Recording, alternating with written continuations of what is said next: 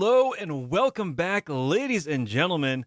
Yeah, I'm your host with the most, TheChronicToast, and today we're diving right back into something familiar and a little bit different. Oh man, it's gonna be BattleTech Extended Commanders Edition mod by Harry78 for the BattleTech game by HBS. Now today is something a little bit special. First off, I'm extremely out of breath. I just ran up the stairs. Whoo! Oh boy. Oh man. I am out of shape. But I'm really excited because today we are taking a look at a not yet released version of the next patch for BEX3025, which is not out yet. Oh, I'm excited. If you've been watching HBFT underscore gaming play through a few times the last week or so, he's been playing on Alpha 2 and Alpha 3 of that test, of that patch. Today we're diving into Alpha 4, which should be pretty awesome. Oh man, that's right. Um, yeah, I'm actually really excited. So let's dive on in. Things are a little bit different. You'll notice that from where we left off before, in February, February or March of 3051, we were up near the border of the Rosselhog Republic, and the clans were continuing to push in. The timeline now says 3052, January 16th. Now, this is important because that's been about 10 months from where we were previously. And you'll notice that we are back here in the Outworlds Alliance on Milligan's World. And we're going to take a look at the star map just so you can see where we are and visualize where we are at. Previously, over the last, 4 years of in-game time, 3.5 years playing here on stream, we had worked our way through all of this all the way up here into the Rosselhog Republic. And here, by the time of 3052, the clans have pushed in further and deeper. A bit more things have leapfrogged in. Rosselhog Republic is continuing to fall as more clan activity pushes on in. It's pretty scary stuff. And I don't know that much about the clans, but I know that it's bad. We were on the planet of Tukia, which is in here somewhere. I know that was also something that could be really bad. So we left. It's all right. It's just fine. Now, before we dive into how we're going to narratively explain how we got from there to here, we're going to cover a few new things that I've discovered so far in this most recent version of the patch. Now, keep in mind that none of this is final, but it is likely to be incorporated into the game in a more recent patch that comes up here in the future when Harry78 has that all squared away. Now, what's pretty awesome, we're going to take a look here at the mechs that we've got in our mech bay. We've got 2 Vindy Rs, a Phoenix Hawk 1, a Firestarter H, a Jenner D, and a Com 1B. Now I'm going to come in here to refit to show you all something pretty interesting that is now a feature, at least in the patch that I'm working with right now. You'll see, oh wow, these back armor values aren't that high. And if I want to put more armor into the front or more armor into the back, you'll see it pulls from the other one the back way around. And this is bringing in the armor values much more closer to tabletop standard from the actual tabletop BattleTech RPG, tabletop warfare games. Or whether we're talking about the actual role-playing game or the actual tabletop combat game, this is bringing it back in line a little bit more with some of the shifts that are happening. Whereas with the original core gameplay from HBS, the front and the rear armor for torsos and CT were completely different entities that you could completely pull armor up on. What that means for us here is back armor is going to be a little bit more important. Positioning is going to be a lot more important. Front armor is largely going to stay unchanged, but it means that we have more levers and tools to play with that we have to be cognizant of as we go in for positioning, which means for us, as we go in and do a lot more melee action, it's going to be that much more critical that we have an understanding of our mech's capabilities, positioning, and where we go. It's going to make light mechs quite a bit more dangerous as well if they get in our back arc. But that being said, it does free up more space effectively for other modules and other gadgets, such as targeting systems and so on and so forth, because we'll have a little bit extra tonnage that we couldn't necessarily put towards armor that we could, as we would normally in the vanilla game. Now, I've played a few matches already, not in this particular save, but in the previous save, because my concern was, is this going to make mechs too squishy? Is this going to make the game that much different from the vanilla experience from Harebrained Schemes? And I'm happy to report that it doesn't. There's been implementations of tabletop-style armor before, and it's been concerning. But here in this particular mod, it still feels really well balanced. It feels really well pulled together, and I don't notice it being a major concern. It's much more of a trade-off. if I want to reveal back armor or front armor, or what do I want to do, which is pretty awesome. So, hey, Tank Hair, welcome to the chat. Oh, man. Served Cold says the Vindy is still a bad Panther. I mean, you're not wrong. You're not wrong. What is cool here, though, is there is a module built in, which gives a -2 range penalty for PPCs. So, it's more accurate fire, which is pretty awesome. So there are a couple different tweaks that are coming into the fold of how these things pull together, which is pretty awesome. Now we're going to step back and take a look. Yeah, we're not going to make those changes right now. We're going to take a look at what we have for our pilots right now. And I'm happy to note that Hamster Wrath, Served Cold, and Tank Hair, you are all currently in the adventure right now. Oh man, I'm pretty excited about that. So let's take a look here at Served Cold. And Served, and anyone else here, if you want to change anything of your pilots, please let me know, whether it's voice, gender, colors, looks, whatever it may be, and we can go in and get that squared away. Just let me know. Not a big deal, whether it's on stream or off stream in a private message with the settings that you would like. So Hamster says, haha, I can get out of the med bay by patching the mod. That's right. That's right. So all your standard stuff here for looking into, looks and stuff is all still exactly the same. Harry hasn't messed with any of that. However, taking a look at the service record, there are a few new things which are coming here, which is pretty awesome. So you get days with the company, ejections, all this stuff is pretty normal.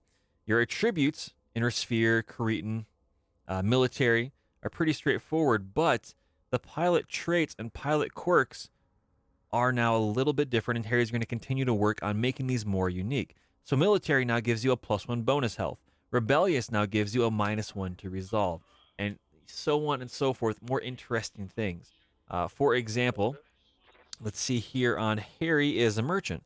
So what that means is we're taking a look at it, and you're going to get price reductions for the Argo upgrades by 5% and a 1% chance for 5,000 C-bills a day bonus, so on and so forth, which is pretty awesome. There's going to be a lot more unique quirks. So let's take a look at what Hamster has here, just so that we have an understanding. Brave, which means improved panic resistance. So in my book, that means you're unfortunately more likely to ride the mech into the ground. It is what it is. Federal, Inner Sphere, Merchant we already looked at as well, giving you bonuses on C-bills and price reductions. Spacer reduces the upkeep cost by 5%. And so on and so forth. And so we'll see continuations of this as we continue to play through. And Harry continues to iterate on this as we go forward, which is pretty awesome. So Capellan, Dependable, Inner Sphere. Nobility, interestingly enough, now just reduces the upgrade costs, upkeep for Argo morale, and medbay upgrades by 5%, which is pretty awesome. So, and again, time will tell to see how they switch around, which is pretty neat. Now, one of the other things that we have to take a look at is going to be the quirks on the mechs. So, oh gosh, if I can get to the right spot. So, we already took a look at the Vindicator. Now, the Vindicator here, we already know has the PPC upgrade, this built into the actual mech. You can see here, this now has difficult ejection. Ejected pilots take an injury that won't kill you. It also has no or low torso twist. So what that means is the mech's angle of fire is reduced by 60 degrees. It's much more difficult to get an arc and do a torso twist with this mech, which is pretty interesting. The Phoenix Hawk as well is probably our best mech. It's one of the few that we were able to continue to hold on over. Large engine, it provides a +1 initiative. It also has the ability to kind of see through an ECM ghost, which is pretty interesting. Taking a look at the Firestarter, exposed weapon linkage, support weapons in the arms of this unit can be crit through the armor. Now, you might take a look at that and say that all this largely is intended to go after the flamers, because you can see on the actual mech itself, you can see up here the big flamer tanks are exposed. But what that does is it brings the Firestarter back into balance a little bit. It's not a guaranteed go-to mech. So we have ours filled out with machine guns. We'll see how that goes. The Jenner 7D is going to be one of our standout staples right here, with 4 medium lasers on this sucker, which is pretty awesome. But again, no minimal arms, which is an original quirk we've seen before. But again, no or low torso twist, which means it's going to be difficult for it to get eyes on this. It's a bigger spooter, potentially. And then, of course, we got the Com-1B, which I personally like these little mechs. They're a lot of fun. And this one in particular, exposed actuators. Structure damage to leg locations adds stability damage, but it does retain the normal narrow low profile +1 hit defense. So the answer says yep, so you can get the weapons dinked a little bit more easily on the Firestarter, but it's not too bad. Absolutely. And so at first blush, I think these are pretty cool. They're pretty interesting, without being radically game changing or different either to previous versions of BEX 3025 or to the vanilla game. So I'm pretty happy with where they're at. I'm pretty happy with how they're going to play. We'll see if reality matches up with expectations, but so far it feels rather natural. It feels correct, and it does feel fairly immersive, which is admittedly really, really nice. Now, of course, because of where we ended up here on the star map, there's a few other things I want to show the people here in chat, which is pretty awesome. So we are over here again in the Outworlds Alliance. Bear with the scrolling. There we go. Here on Milligan's World. And now it's also showing you in-system jump distance. So to go places, to get into or out of the system, is going to take 8 days. And so it gives you a bit more information on what your travel costs are going to be, where things are going to be at, how long are you going to be able to take a look at local stores and whatnot while you're traveling. And you can see down here, system owners, active factions are pretty standard, and the attributes are as well. Nothing, too scary or anything weird like that. However, we're going to put a half skull filter on. I'm going to try to find a world to show you how this is potentially going to change. Let's take a look at Sevon down here. Again, chemicals, medium, mining moons, nothing super crazy. Jump distance in system is 3 days. It's a much smaller planetary system as far as jump capabilities and whatnot. 120,000 Seabills, 23 days to get there. But you'll notice under the factions, there is a new faction. That's right, Hamster. And this is not just a unique faction for the galaxy or this galactic quadrant. This is one of hundreds that could pop up and switch around. This right here, for example, is the Alliance Grenadiers. This is a mercenary company that at current is active on this planet. So in this particular case, the Alliance Grenadiers were formed during the Reunification War. They were the sister regiment of the Alliance Borderers and also one of the first 5 battlemech regiments to exist within the military command of the Outworlds Alliance. Now, some of these are going to be unique units with agency inside military organizations. Think Spec Ops in the United States or the Marines. There are subsets that do unique, interesting things, or they could be military contractors that are under different allegiances depending on the year and time and area of the map. You could be fighting with them, you could be fighting against them. And likewise, you also have standard mercenary units like us, the Breadbox Privateers. We're not in the game per se in this aspect, but you can consider us as one of these other entities running around, which is pretty awesome. So, don't worry, Hamster. I will give you permission there. Hang on.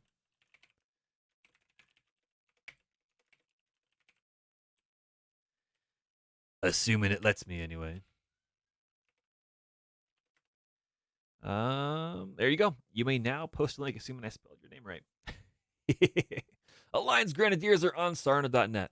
And so, as always, Harry tries to go out of the way, and he does so successfully, I might add. Excessively so. It's awesome.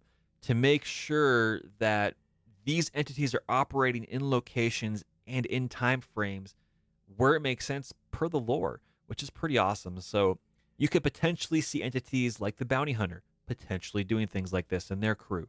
Black Widow, different mercenary groups, Wolf's Dragoons, other things of interest like that, which is pretty awesome. So I'm excited to see how this plays out. I'm excited to see how we get hosered over by this.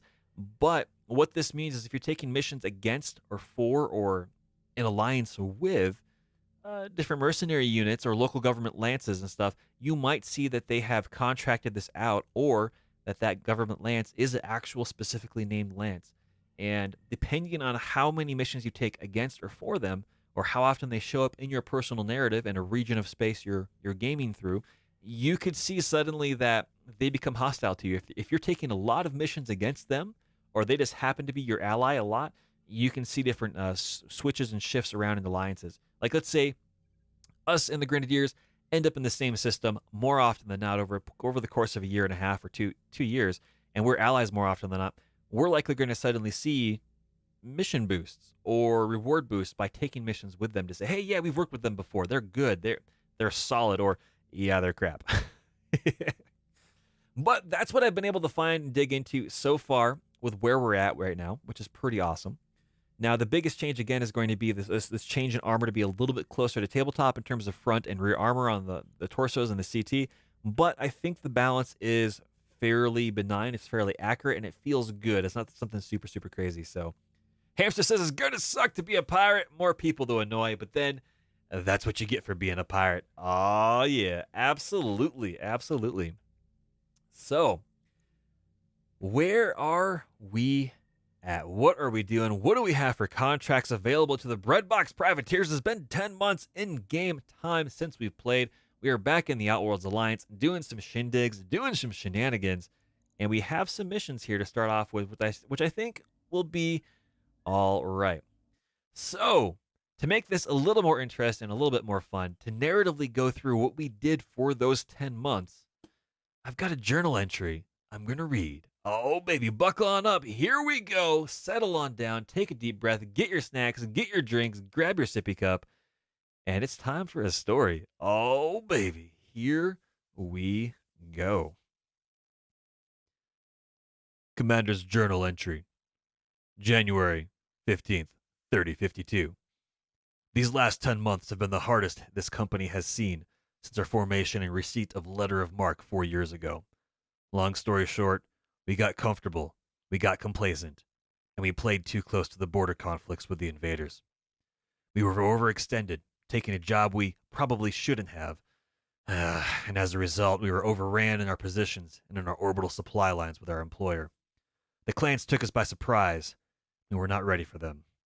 We lost, or had to abandon most of our planet-side assets, a number of pilots along them that could not be retrieved. It's a painful memory. We managed to keep the Argo at least, in one piece, though she was very nearly reduced to scrap trying to run the blockade. She's built tough, but she ain't a warship. Survives like one, though, and that was enough. That's what counts. It's been a long 10 months, 4 of which were spent limping our way back home to the outworld space. Officially, just a mercenary company. We're a deniable asset as far as the Alliance is concerned, so we were on our own throughout that procedure, that ordeal, as it were. Pulled in a few favors, though, just to get the crew home. But we made it. We survived. And while our bank account is almost fully depleted and drained of C-bills, and our reputation with MRB tanked, we're ready to dive back into the fray. The Breadbox Privateers are smarter this time for our suffering, more seasoned from our tribulations, and, dare I say, we're looking for our own trial of revenge on the invaders for what they took from us. Who they took from us. Let's see if I can't keep this company from falling apart and being lost to history. I only hope our legacy in the annals of time won't be a black mark. This crew deserves at least that much. Nathaniel Stoyanov. End log. Oh, baby. I'm excited. Oh, man. So that kind of covers where we were, what happened. We got a little too close to the sun, and our wings of wax melted. Limped back home, got where we got to go, built back up, and we're ready to roll on back out. Served Cold Asked, did Harry say when he would release this to the public? He did not. I know he's working through a series of major updates, as well as minor updates. And like I said, I just got a most recent version this morning, and I was able to install it here just before the stream started. I fully expect that Harry's going to go through a number of tweaks, depending on the bugs that he finds, and goes through and gets the system set up to where he wants. We could see this soon. We could see this a month down the road. So it could be a week. It could be a month. I don't know. It really depends on the development milestones that Harry wants to target, where he's at, how happy he is with the actual progress being made, and when he says, yeah, this is good enough for now, and then continues to iterate on it. He's got a lot of really cool ideas, most of which I don't know where they're standing or how they're out, but I'm pretty excited. I'm pretty stoked about it. Served Cold says, can you tell I'm impatient? I mean, just a wee little bit. It's all right. Nothing super crazy. So, Kiddo is doing what Kiddo does. Oh, baby.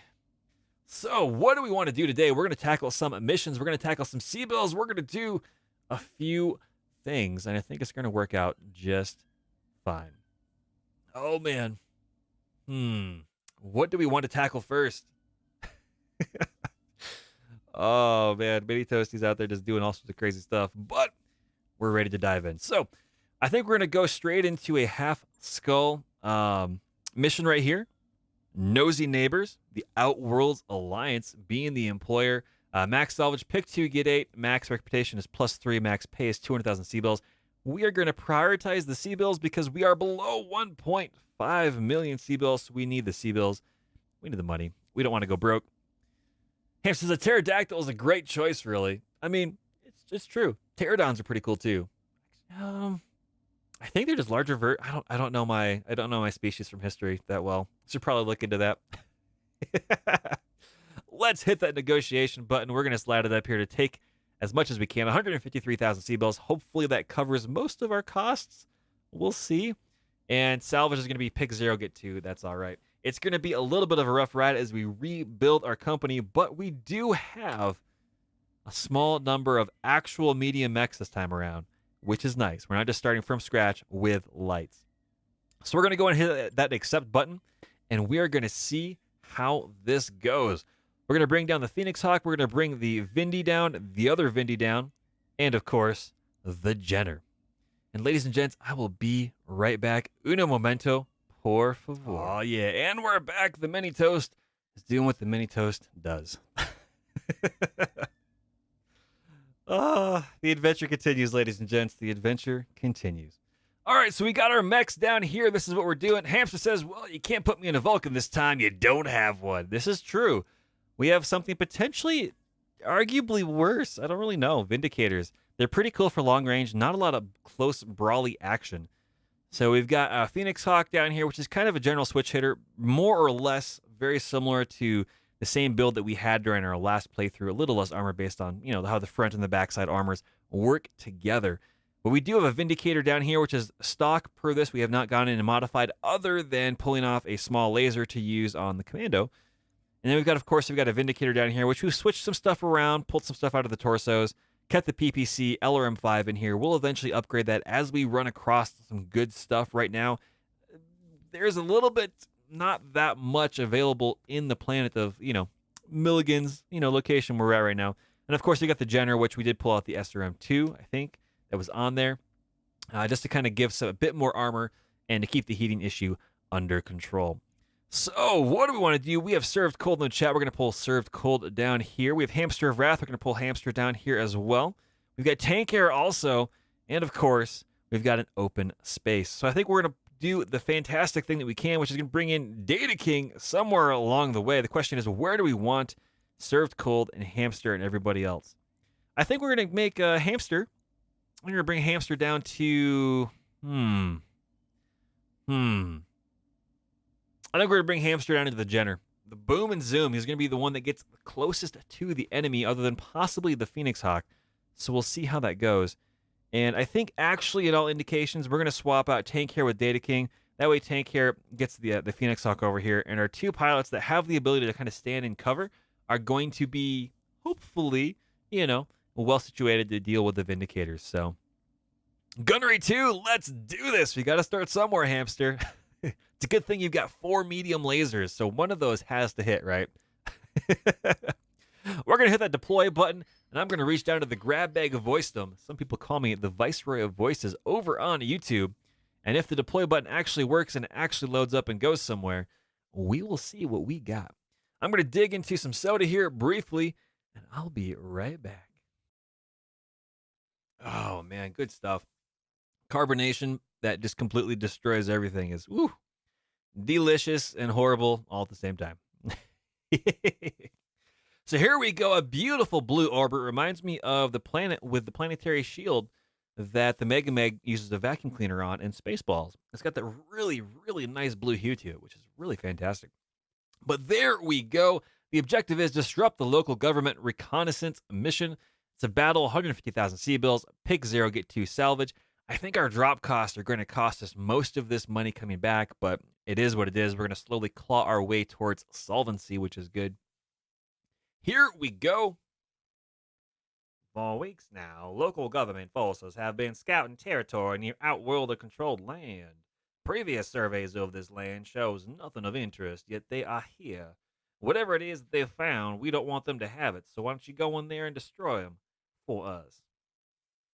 Commander, this could be a wild goose chase. Of course, if there's nothing to find, they haven't wasted the time of their own mechs. Darius, of all the times we've taken these sorts of missions, has it ever been an actual goose chase? There's always someone to fight. So, let's begin that mission. Fingers crossed we get through this just fine. It's a half-skull mission. It could flex to 1.5 skulls. Whew. First mission, ladies and gents, in BEX3025, the new Alpha 4 patch that we're diving into.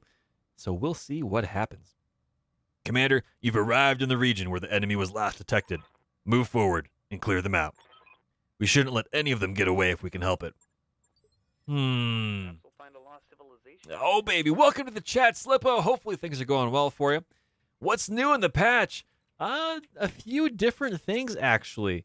We now have a slightly different modified way to apply armor and armor limits on the CT and the torsos of the mechs. A little closer to what you see in tabletop, but still very familiar with what you have in the vanilla base game. So it feels relatively well and straightforward, which is awesome. But the other thing is we now have hundreds of additional mercenary and sub-military unit factions active for different missions on different planetary locations and stuff that change their location based on the year and other things like that, which is pretty awesome. So I'm pretty excited. I'm pretty stoked. We'll see how it goes, but I'm excited. I'm excited to see what happens. So yeah. So this is the most recent patch that just came out.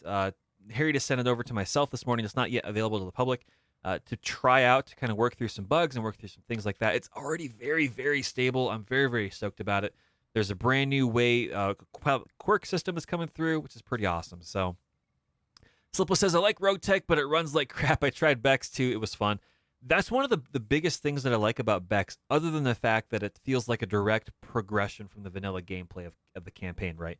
BEX really kind of builds on a lot of the existing framework and mechanics and just expands upon that. And it feels like a proper expansion of content, which is pretty cool. It doesn't really change a lot of things. But one of the things that I love about BEX, it is so rock solid, stable, and quick and optimized. It just runs, it just goes, even on older hardware, which is really, really impressive. Now, there's other mods out there like BattleTech Advanced 3062, BattleTech Revised, which, spoiler, I have done some development work on that have been tackling this, and they run a lot better as well. But the flip side is Rogue Tech has a lot in it. Rogue Tech has everything in the kitchen sink in it as well. So there's a lot of really cool mod efforts out there, and they all are targeting different aspects, which is pretty awesome. And all things considered, it's a really cool community, and there's a lot of nifty things out there for sure. So where do we want to go? Where are we at? Are we backed into any sort of corner? Right here's the yellow line. And we are not in a corner, so what that means is, at least in my experience, is if we run across reinforcements that could be on our left, right, or forward flank over here, these sides are not safe right now either. So, yeah, Slippo, that's right. Rogue Tech is basically a new game. They have some amazing, fantastic tech.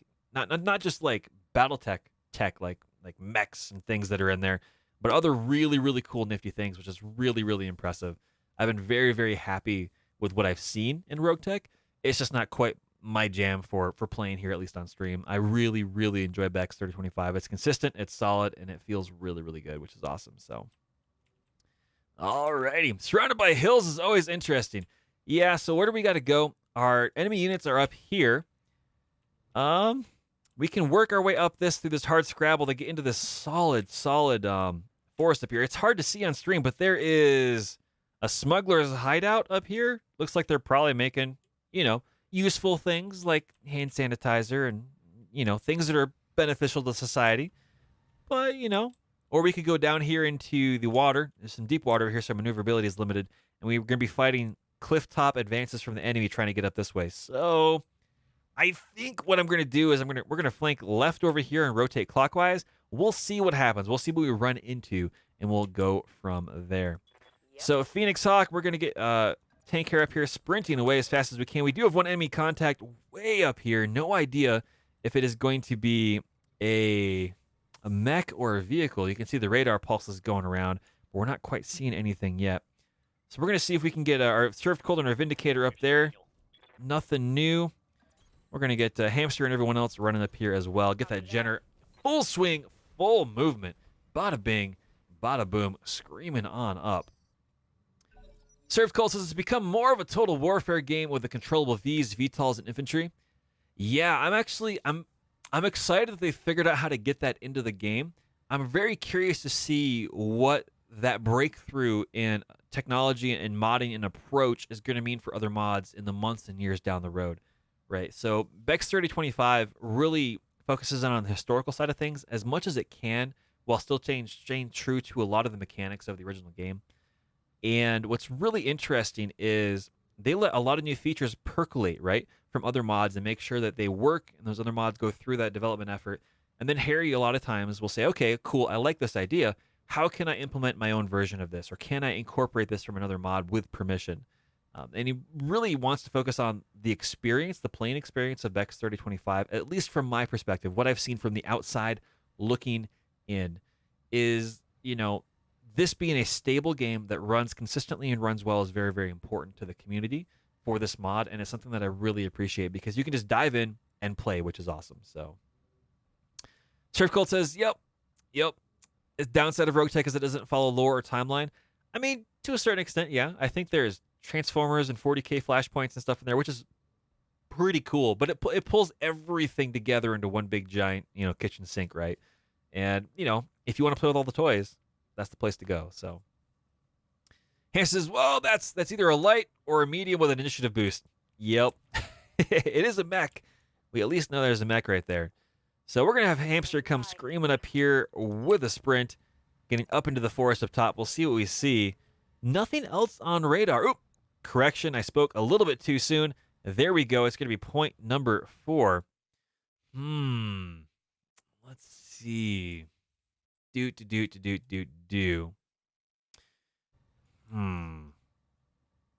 Interesting. Well, we've got 2 mechs up here on radar closing in, so we will be fighting up here in this top section if we can get up there. We can't. Ooh, wow. Oh, gosh. So, ladies and gents, I don't usually leave 6 jump jets on my Phoenix Hawks. Apparently, I should reconsider that. Yeah, I am agility personified. Oh, gosh. Look at this. Look at this. Oh, dear goodness. Yeah, let's just jump up here for now. I'm sure it'll be fine. I'm sure it'll be fine. Holy cow. Hang on, tank hair. Oh boy. Yeah, I think Hamster's got to run for his money there. We have another contact down here. We don't know whether there's a 4th one or if there is. This is going to be a Wasp 1A, which is something to keep in mind. These things can still be a little dangerous, but it's not too shabby, right? It's down 25% of its armor. It's all right. I'm okay with tank pop and aggro. It's all right. Large laser, 2 mediums, bazap, bazap. And we hit with a medium. It's all right. And the CT is impacted. That's going just fine. Oh, baby. Here we come with the Locust 1V coming up nice and close with the Daka and the machine guns and getting some damage on him. Now, it is important to note that our back armor on our mechs is a little bit less because of the way the new armor system is working. So it is something to keep in mind. We don't want to get into brawling distance unless we truly have a plan or we have a very specific approach that we want to take with a lot of this stuff. So that being said, Served Cold, you can see here the 120-degree arc that's indicated in the white section down here on the map is not fully indicative because that is a fixed, permanent ratio that's given to all mechs. But you can see the actual firing arc here as we go from side to side. There's not much torso twist available on these Vindicators.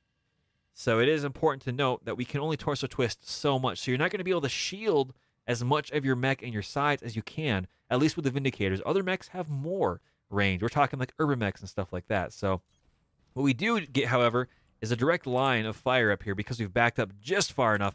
Not the best chance to hit because of all the evasion pips, but we will take the chances and we'll see what we can do. Here comes the PPC missing, and we stripped an evasion pip. Didn't get any hits with LRM5s. No surprise there, but that is all right. No worries at all. So, Data King, we're going to do the exact same thing, I think.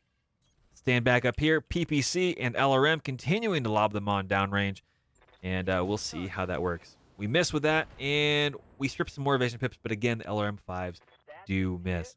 We're in a rough situation because our targets are in cover. They have evasion pips, and it's not always going to be the best scenario to try to get in there. Now, thankfully, this third mech does not appear to have LRMs, or at least does not have appear to be any sort of ranged indirect fire weaponry available to us, or to them anyway, to get shots in on us. And by the way, I'm getting distracted, chat.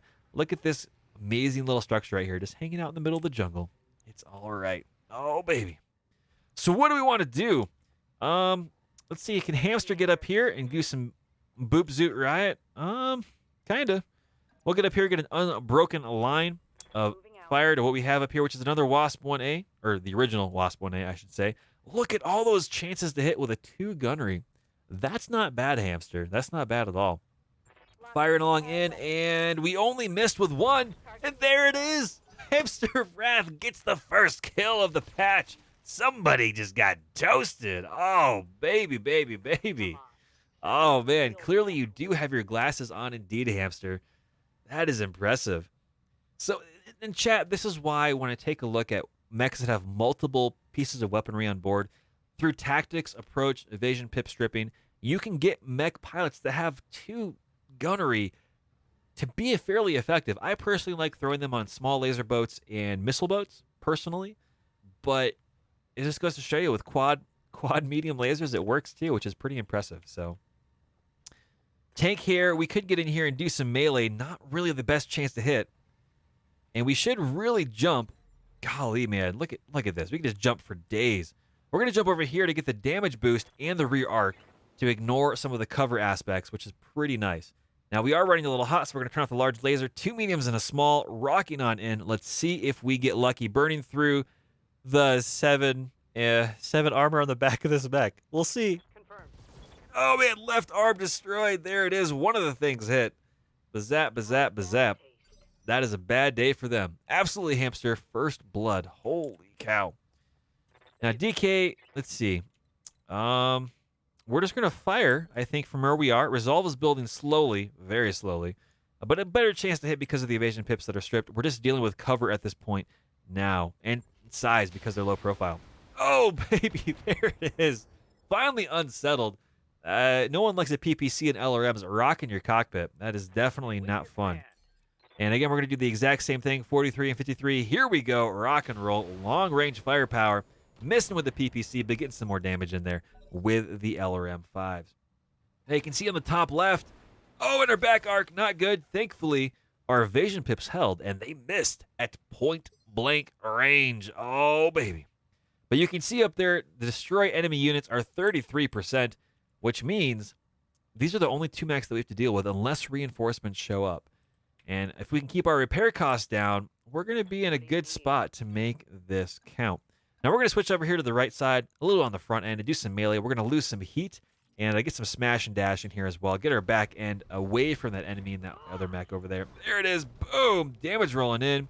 It looks like we hit. Hard to tell. Tank Hero's logo was in the way. But we did miss with the small laser. Get some damage in there. Get some concerns for these enemy mech pilots. Where's the Locust running to? It's going in their back arc. Oh, gosh. And it misses. Oh, man. When you don't have that much armor in the back of your mech, when you only have 14 or 35 or 20, a 20-point medium laser is, it's a little concerning. 25-point damage for a medium laser is a little concerning on the backside. So the mechs are definitely going to be focusing a bit more on positioning than anything else we run across to, and that's okay. Stingers are good mechs too. So here we go with Master, the Master of Disaster, the Hamster of Wrath of the Jenner, rocking in a little bit better or worse chance to hit. We'll see how it goes. Bazap, bazap, bazap, bazap. 2 hits, 1 into armor, 1 into internals. The pilot is pushing distress, so this is all right. Slippo says, yo, watching this makes me want to reinstall. This game is so fun. Man, Slippo, I'm so glad you're having fun. We're not the best tactically, and we definitely make some mistakes for sure, but we do have an absolute blast rocking and rolling through this and, just to try to make it work. So it's all part of the adventure. It's all part of the fun. So Data King is going to stay right where he is, and we're going to keep shooting away. The question is, do we go for the Stinger? No, I think we continue to try to focus down this Locust. Our percentage chance to hit is getting better and better as we continue to roll through. We miss with the PPC, but we do get some impacts with the LRM-5, which is all right. Served Cold is handling it as well. We're going to stay where we are and continue to rock and roll. Again, 68-63% chance. Here we go. Oh, baby, and we do hit, and there it is. Someone says, I'll be back. And they eject towards the stratosphere, man. Oh, yeah. Backside. Oh, no. Lights are so dangerous. Oh, my goodness. Got to keep our evasion pips up. Holy crap. Stinger got into our back arc. And, yeah, things are not going well. Thankfully, we've got a lot of internal structure, but holy wow. Now, we are a little damaged. So we're going to go for a melee. We're just going to turn around and just try to punch the Stinger right in the face. And we miss. Oh, man, we got a small laser rolling in, though. And we hit with that at least. We do some damage there, so... Yeah, Hamster says, yeah, one of Harry's pet gremlins has been tinkering with AI a lot. They brace and all sorts now. Yeah, they've gotten a lot better. Oh my gosh. They've given us a run for the money, and they continue to do so. You can't rely on the AI being dumb. Let's just say that. Just straight up, flat out. The AI is a lot smarter. They feel a lot more immersive, which means they're gonna wreck your crap a lot more often. And on one hand, you're going, crap, why is all my stuff getting wrecked and blown up? But on the flip side, part of me is like, this is interesting. This is unique. This is making me have to adapt and force a new way of thinking to approach these scenarios. And it's really exciting to breathe not just new life back into the mod and back into the game, but really give additional depth and immersion, just like how you can run across different mercenary groups in missions on different planets now. It just feels that much more alive, and your actions have consequences, or your inactions, or just happenstance and other people's actions against you have consequences. So, we'll see. None of these changes are final. None of these changes are set in stone. The balance is still something that Harry is working on.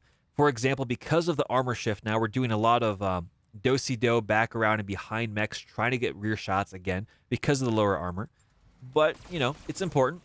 And we're doing some damage. We're wrecking some stuff. Right torso, right arm destroyed. It basically means that more traditional standoff builds are going to be safer, but it means that when you do actually get in close with melee stuff, you're going to do a lot more damage. So there's a much more of a risk versus reward, which is interesting and intriguing. And I have to say, I'm curious to see how it's all going to play out. So here we go, wrecking some more phase, hopefully with a PPC and an LRM5. Boom, there it is. Legs opened up. Pilot is stressed. Data King continuing to lob shots all the way downrange.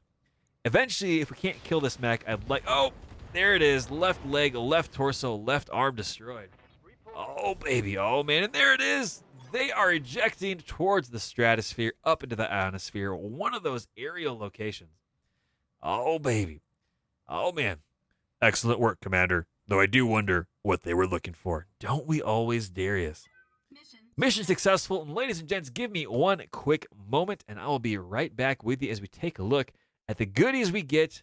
Oh, yeah, ladies and gentlemen, and I'm back. Sorry about that. I had to help move Mini Toast from where they were to the crib. Oh, baby. Look at that right there. Outworld's Alliance. Look at that beardy individual. Oh, man. Well done, Commander. You have completed the required objectives, and I am happy to remit the full contracted amount to your account. Oh, man.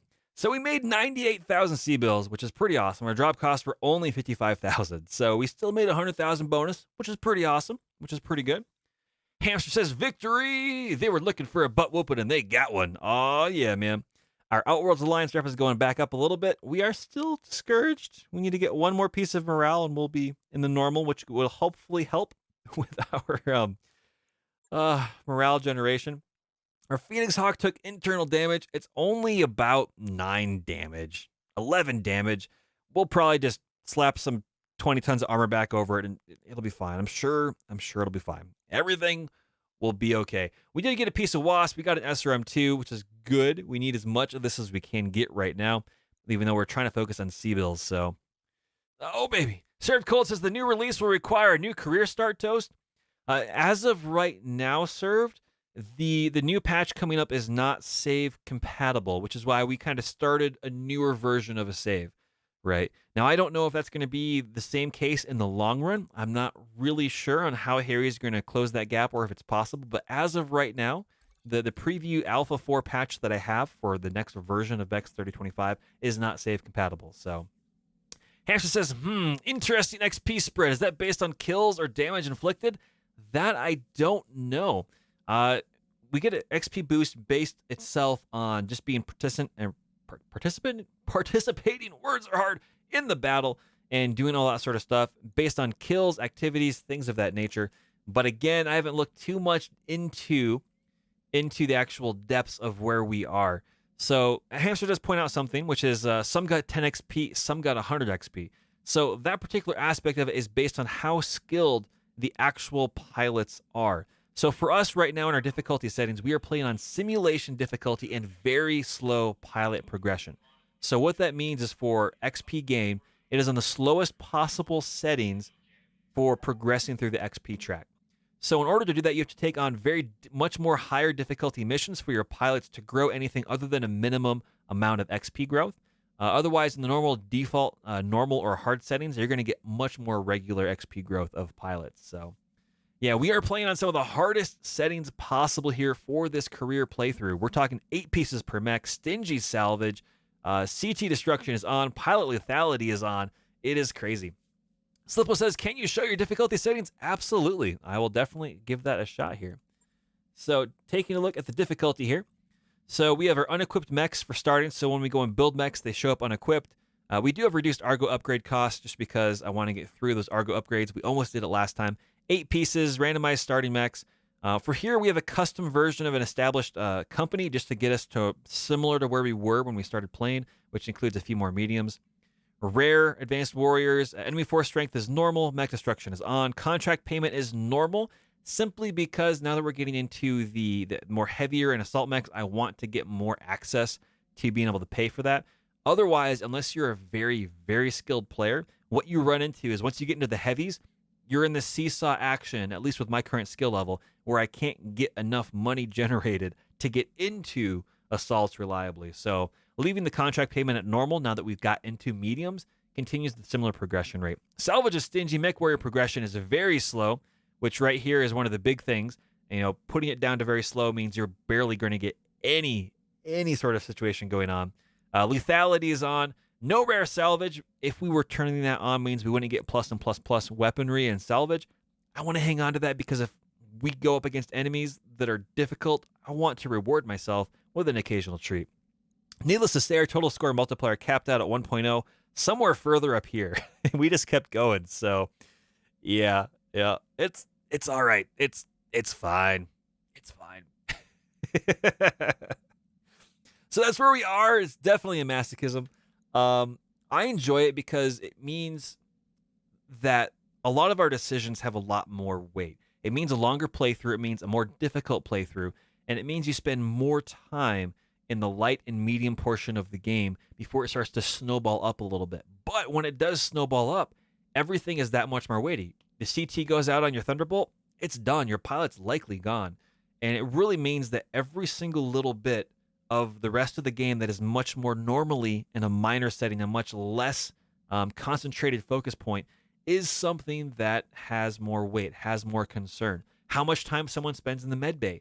How are my pilots fatigued? The financial report coming up. It's important stuff, which is pretty cool.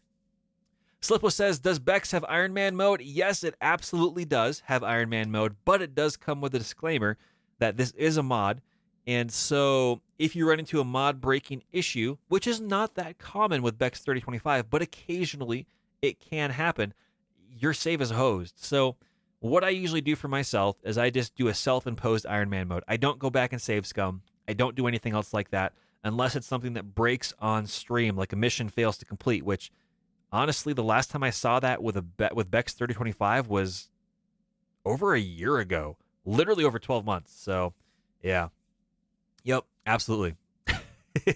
But it is there, it is available, and I know plenty of people that go through that on their personal playthroughs, right? You just have to accept that it is a mod, so there is a chance that it could break, and so on and so forth. So, but yeah, Milligan's World in the middle of nowhere. We did a thing, it worked out okay. Let's go over here to the mech bays and repair up our Phoenix Hawk here. One day, 3.3K C-bills? Words are hard. Words are absolutely hard these days. We're going to go to the managed tasks. I want to get this done so we can get back into submissions here. We're going to put a day back on the clock, back into the 17th. Oh, and we got ourselves our first actual, oh man, event. I love it. I love it. I love it. I love it. Real Lives of Mech Warrior at 9. You and Darius are networking in a planet-side bar. As Darius fetches the first round, you overhear the two loud whispers from a nearby table. I'm telling you, those two people are mech warriors. A hissed response. What would you know? It's not like you're on a holovids. Come on. Out of the corner of your eye, you scan the group, and it's like you're gazing into your own past. 3 young nobles casually stare in your direction, pampered and comfortable. Written all over their eager faces is a feeling you remember too well, looking for an escape from their safe, predictable lives. Oh man. Sure, we'll invite them to a meeting. We'll see what we get out of this. They recover from their initial shock and accept your invitation to meet with a new potential client. En route, they pepper you with questions, some hopelessly naive, but some insightful. Their enthusiasm wanes, however, when they see the disputable pirates you're negotiating with. After the scoundrels depart, you say, "Do you know what happens next? Darius and I put 4 good mech warriors' lives at stake. Some of them might not make it back. But we'll all get paid, and we'll repair and heal up, and we'll do it again. That is the life, until it isn't." 2 of the nobles are visibly shaken. The last one looks you square in the eyes.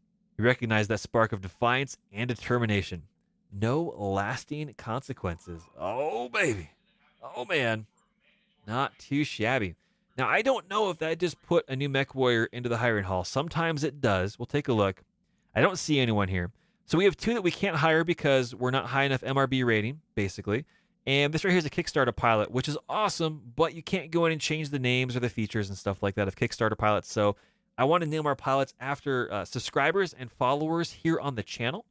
And so we'll leave off on that right now. And when we go to our next port of call, we'll fill this last open spot in our current berths to see who our next pilot is.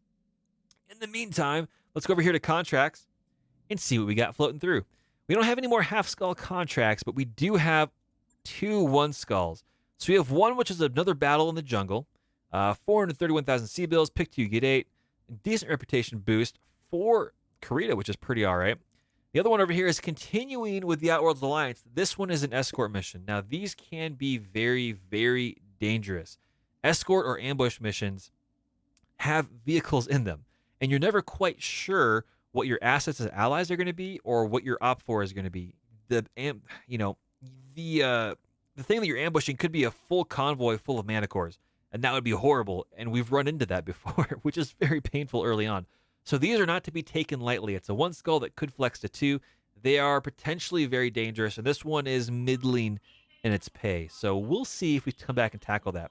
I think what we're going to do is we're going to go work for the Draconis Combine. We're a privateer group, working for the Outworlds Alliance, but we got to keep our cover, right? So we can take all the missions we want. It's all right. We have a letter of marque. We're legitimate pirates. It's fine. It's okay. Hamster says, what you can be sure of is that one APC will drive the wrong way unless that was something Harry can fix. I don't know, Hamster. It's a core gameplay problem, to be honest. Absolutely. So I know a lot of the AI modders have gotten in underneath that level of the code, and they're working on those things, and it's gotten better, but I don't know. So we'll see. Sir Lord says, have you tried the Better Escort mod to make convoy attack missions more interesting? I have not yet, Surin. I know a lot of those mods don't play very well with some of the other mods that are out there. I'd have to take a look at it to see if that would be compatible. But what you can do, if you're curious, you can always go over to the 3025 mod page over on the Nexus mods over there, and you can ask there to see if they've considered it for incorporation into the mod or if they're aware of compatibility issues. Likewise, if you want to go into more detailed conversation, you can go on that Nexus mods page link right there. There's a link to their Discord as well, which has a lot more expanded conversations with additional submods that do plug into BEX3025. So, Surin says, I personally use it, and it's on my list already. Awesome stuff. Yeah, I don't know where Harry is currently at with incorporating new features. We're currently in an unreleased version of the game right now that we're playing with. So things have changed up quite significantly, and the AI has improved even better. So I don't know. It might already be included. You'd have to ask Harry or go over to the mod page to find out. So for anyone that's watching over on YouTube and doesn't see the chat right now, if you do want to get access to the mod that we're playing, the most recent available stable released patch can be found over on nexusmods.com. And if you want to, just go in the search bar, type 3025, and it'll be the first link that pops up for this mod. I highly, highly encourage it if you've completed the core campaign in the game, if you've picked up this game recently in Humble Bundle or a few different locations on sale, and you're looking for the next step, first step into mods, I highly encourage 3025. It is an expansion of the content mechanics. It's a lot of fun, and it's a good stepping off point to then take a look at additional mods that do more expansive changes as well, which is always pretty awesome. So here we go. We're going to dive into mopping up another battle in the jungle. We're going to continue to go and negotiate for some more money. Sea bills are important. Pick 0, get 2. And this is not against the Outworld's Alliance. It's against the planetary government, so that works out all right for us. No concern there. Tank Air Served Cold, Data King, and Hamster of Wrath are all tuckered out. No surprises there. We are going to be continuing to roll with our big mechs that we have, the biggest ones we have available. So we're going to pull Harry, Steel Warrior, Toast, a.k.a. myself, and Tug Bobo down, and we're going to figure out where they go. Hamster says, let's hope local government have it armored like usual. Yeah, I'm hopeful, but I'm not that hopeful. So, we'll see. We'll see. Now, we're not necessarily in the best position pilots-wise on gunnery, so I'm going to leave Toast, who's normally a melee specialist. Actually, we're gonna leave Tug Bobo over there into the Phoenix Hawk, and we're gonna leave Toast over here, at least in one of the Vindicators, and we're gonna have to get a little bit closer. We don't have any skills unlocked just yet, so that armor budget gets spent on everything but armor. It's true. It's true. Our drop costs are 55,000, so we're gonna work with it. It's gonna be all right. We're gonna hit the deploy button. Oh baby, I'm gonna reach down into the grab bag of voicedom and see what I can grab for a voice. Some people over on YouTube call me the Viceroy of Voices, and if anyone is curious and wants to see some past episodes from this, as well as our 40-episode pirate playthrough with BEX3025, we're talking a year's worth of content, as well as all sorts of stuff, in-depth reviews, and take looks at different Flashpoint missions and other games that are out there, such as MechWarrior Online, War Thunder, and things like that. You can find it over on the YouTube channel, and there's content posted over there 3 times a week, every single week, including our back catalog of stuff here from Twitch. Oh, baby, what do we have here? Destroy enemy units. It's a battle, 333,000 C-bills. Salvage is pick 2, get 0. It's a 1 skull difficulty, so it could flex up to a 2 skull difficulty, which admittedly would be a lot for where we're at right now, so we'll see how that goes. What do we have? After a recent skirmish with our forces, the surviving units of a local government lance escaped the battlefield. We believe they've managed to partially repair their mechs, and that means they're a loose end that Kurita would like to see tied off permanently.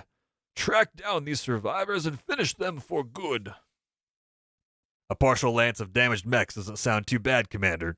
If we're able to bring them down mostly intact, this could mean excellent salvage opportunities. Well, Darius, it's a good thing that we have pick 0, get 2 for salvage, so... Let's begin that mission, but let's see how screwed we are. Let's see what happens. Ooh, raining. It was a dark and dismal day? Question mark? We'll see. This is the last known position of the enemy lance, Commander. Advance and get eyes on them. Let's see how badly damaged they really are. Good hunting, Commander. Oliveira out. Well, yeah, intact, right? We are not starting in a corner, which is not necessarily good for us. That means if we do run across reinforcements, they're going to be to our left and our right. Unlikely to be behind us, but we do have some flanks we have to keep an eye on in case this mission flexes up in difficulty. Now you can see the enemy units are up here on this ridge line. So we have some options, right? Whoa, that's a really deep hole. Holy cow. That's cool. We're going to run into this a lot, ladies and gents, as we just randomly notice things. That's pretty awesome. I wonder, it's probably some like supervillain base down there. You know, something like that, like a Godzilla rising up out of the depths, you know. Sidekick Godzuki. Oh, and there's another big giant impact crater over here. Interesting. Very, very interesting. So tactically speaking, we can go left, we can stay in the water and cool down. We're already in a jungle biome, which boosts our cooling capabilities, so I think we're going to be okay. We could try to get up here and use this as a line of sight blocking terrain, get some long-range firepower, potentially going in up here. Or we could flank to the right, break over this ridgeline, and use this as line of sight blocking terrain and try to approach up on this side over here. This might be an okay approach, and I think that might be worthwhile. It really depends what we're up against. So I think what we're going to do is we're going to skirt this big, giant, future evil villain, you know, base location, a.k.a. a hole in the ground. It looks awesome, by the way. Like Dr. No's base should be down here from the James Bond movies, but I digress. Needless to say, we should get up here onto this ridgeline, line of sight blocking terrain right here. You can see, we get up here, and we'll be able to hide from our targets to a certain extent. We've got cover on either side, and I think that is going to be the determining factor. We're going to get here, reevaluate, reassess, and determine whether we break this way and then come on up, or if we break to the right and work counterclockwise up on the backside of this ridge here on this island. So Yeah, make a base. Absolutely. Hamster says it was the crater caused by the Steiner Scout Lance arriving in one spot. Yeah. I don't recall this map. I don't recall this particular layout, and it looks awesome. Like, usually you just see these and they're black, right? They're just too deep to notice, but this is actually pretty darn cool. I don't think we can walk into that. Yeah, it's too deep. So we're going to send the Jenner screaming on up here. We'll see what pops up on radar. Not noticing anybody yet, so we're just going to keep pushing. We don't want to get too close. And, of course, the Vindicators are not very fast, though they probably should be able to jump really far. Got to keep remembering we actually have jump jets on these mechs. I haven't stripped them out just yet. So we're going to send the Phoenix Hawk bounding along, possibly, up here to the very top or close to it. We'll come up here and we'll see what we get. And bloop, there it is. What are we dealing with? Looks like a line abreast formation. I only see 3 contacts. There might be a 4th one up here somewhere. One of these is going to be a Wasp 1A with 50% of its armor missing, so that is good for us. Very, very little on the front and not much back on the back. So no idea who this contact is or this contact just yet. They could be vehicles, but they're very likely mechs. Siren says, go top, better to hit higher malice. That's absolutely true. So in the vanilla gameplay, if you're going up on the top, you get a huge, huge accuracy bonus, which is really, really nice. That has been toned down somewhat here, though it is still present in BEX3025.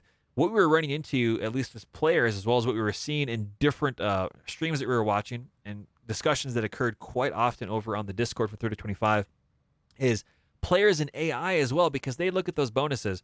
Were jumping up and moving up to higher areas to get better accuracy, but it was putting them into worse situations for exposing armor and bad tactical decisions. So that bonus has been reduced, though it is still present, and it has helped the AI quite a bit, and it has mitigated players like myself from abusing that as much. So it is still worthwhile. It's still a good tactical advantage, but it is something to consider that it's not a huge win scenario if you're up here and they're down there. So it does help you get through some armor, though, which is really, really nice. Now, we don't have anything that we have within range up there. Looks like we're not quite into the combat initiative just yet. So we're going to get the Jenner sprinting up here. Looks like we have someone over here on this side, so we're going to kind of hang back. And we're going to see what we can get our hands onto. Now, jumping is the way to go, I think, with the Vindicators.